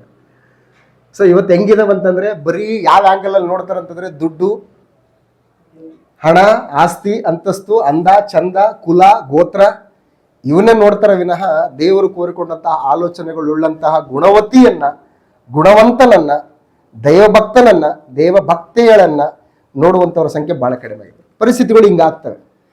ಹಂಗಾಯ್ತಂದ್ರೆ ಮನುಷ್ಯರ ಕೆಟ್ಟತನ ಭೂಮಿ ಮೇಲೆಯೇ ಹೆಚ್ಚಾಗಿರುವುದನ್ನು, ಅವರು ಹೃದಯದಲ್ಲಿ ಯೋಚಿಸುವುದೆಲ್ಲ ಯಾವಾಗಲೂ ಬರೀ ಕೆಟ್ಟದಾಗಿರುವುದು. ಯೆಹೋವನು ನೋಡಿ ಭೂಮಿ ಮೇಲೆ ಮನುಷ್ಯರನ್ನು ಉಂಟು ಮಾಡೋದಕ್ಕೆ ಪಶ್ಚಾತ್ತಾಪ ಪಟ್ಟು ಏನ್ ಮಾಡ್ತಾನೆ, ಆತನ ಎಲ್ಲರನ್ನೂ ನಾನು ನಾಶ ಮಾಡ್ಬಿಡ್ತೀನಿ ಅಂತ ನೋಡಿದಾಗ ಮತ್ತೊಬ್ಬರು ಸಿಗ್ತಾರೆ. ಅಲ್ಲಿ ಯಾರು ಸಿಗ್ತಾರೆ?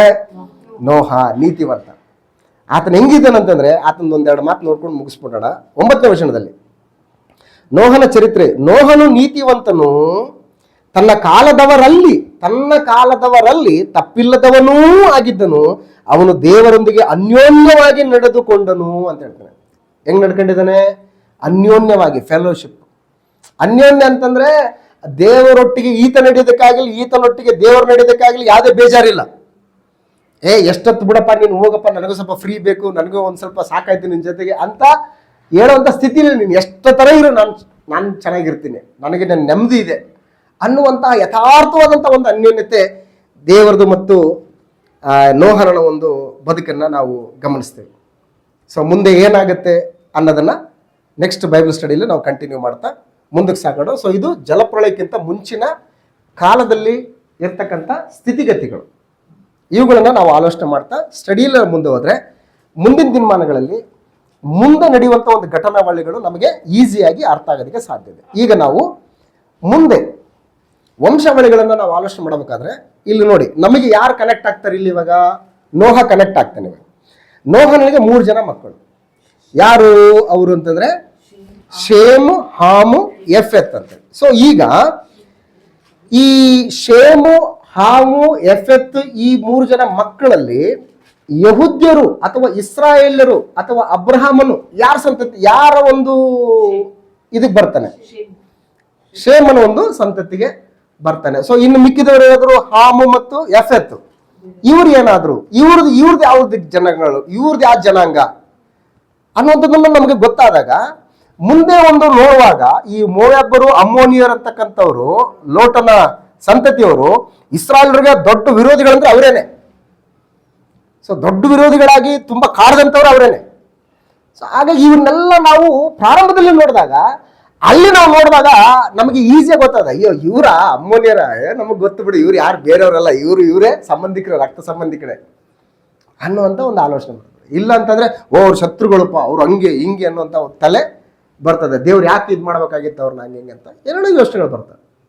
ಸೊ ಅಭ್ಯಾಸ ಅನ್ನುವಂಥದ್ದು ಈ ರೀತಿಯಾಗಿರುತ್ತೆ. ಸೊ ಹಾಗಾಗಿ ನಾವು ಮುಂದಿನ ದಿನಮಾನಗಳಲ್ಲಿ ಜಲಪ್ರಳಯಕ್ಕಿಂತ ಮುಂಚಿನ ಕಾಲ ಇದು, ನೆಕ್ಸ್ಟ್ ಜಲಪ್ರಳಯದ ನಂತರದ ಕಾಲ ಏನಾಗುತ್ತೆ ಅನ್ನುವಂಥದ್ದನ್ನು ನಾವು ಹೀಗೆ ಸ್ಟಡಿ ಮಾಡ್ತಾ ಟೋಟಲ್ ದೇವರ ಚಿತ್ತ ಆದರೆ ಇದೇ ಸ್ಟಡಿಯನ್ನು ಬುಧವಾರ ಜಲಪ್ರಳಯಕ್ಕಿಂತ ಮುಂಚಿನ ಕಾಲ, ಜಲಪ್ರಳಯದ ನಂತರದ ಕಾಲ, ನೆಕ್ಸ್ಟು ಪಿತೃಗಳ ಕಾಲ ಆದ್ಮೇಲೆ ದಾಸತ್ವದ ಕಾಲ ಆದ್ಮೇಲೆ ಪ್ರಯಾಣಗಳ ಕಾಲ ಆದ್ಮೇಲೆ ವಾಗ್ದತ್ತ ದೇಶವನ್ನು ಸ್ವತಂತ್ರಿಸಿಕೊಳ್ಳುವಂತಹ ಯುದ್ಧಗಳ ಕಾಲ, ನ್ಯಾಯಸ್ಥಾಪಕರು, ಇವೆಲ್ಲ ರಾಜರ ಕಾಲ, ಸೆರೆಯ ನಂತರದ ಕಾಲ. ಹೀಗೆ ನಾವು ಏನ್ ಮಾಡ್ಬೇಕು, ಒಂದೊಂದೊಂದೊಂದು ಟಾಪಿಕ್ ನಾವು ಸೂತ್ರಗಳನ್ನು ಕಂಡುಕೊಂಡಾಗ ನಾವು ಆ ಸೂತ್ರ ಇಟ್ಕೊಂಡು ಏನ್ ಮಾಡ್ಬೋದು, ನಾವು ಆರಾಮಾಗಿ ಈಸಿಯಾಗಿ ಇಂಡೆಪ್ತ್ ಆಗಿ ಓದುವಂತ ಒಂದು ಅನುಕೂಲ ನಮಗಾಗುತ್ತೆ. ಸೊ ಹಾಗಾಗಿ ದೇವರು ಕೊಟ್ಟಂತ ಈ ಒಂದು ಅವಕಾಶಕ್ಕಾಗಿ, ಆಯುಷ್ ಕಾಲಕ್ಕಾಗಿ ನಮ್ಮ ಕರ್ತನಾದ ಯೇಸು ಕ್ರಿಸ್ತನ ಮೂಲಕ ಕೃತಜ್ಞತಾ ಸ್ತುತಿ ಸ್ತೋತ್ರಗಳನ್ನು ದೇವರಿಗೆ ಸಮರ್ಪಿಸಿ ನಮ್ಮ ಬದುಕುಗಳನ್ನು, ನಮ್ಮ ಮುಂದಿನ ಜೀವಿತ ಭವಿಷ್ಯತ್ತನ್ನು ದೇವರ ತ್ರಾಣವುಳ್ಳ ಹಸ್ತದ ಕೆಳಗೆ ಒಪ್ಪಿಸಿಕೊಳ್ಳಿಕ್ಕಾಗುವಂತೆ ಪ್ರಾರ್ಥನೆ ಮುಖಾಂತರ ಈ ಒಂದು ಕಾರ್ಯಕ್ರಮವನ್ನು ನಾವು ಮುಕ್ತಾಯ ಮಾಡೋಣ. ಪ್ರಾರ್ಥಿಸೋಣ.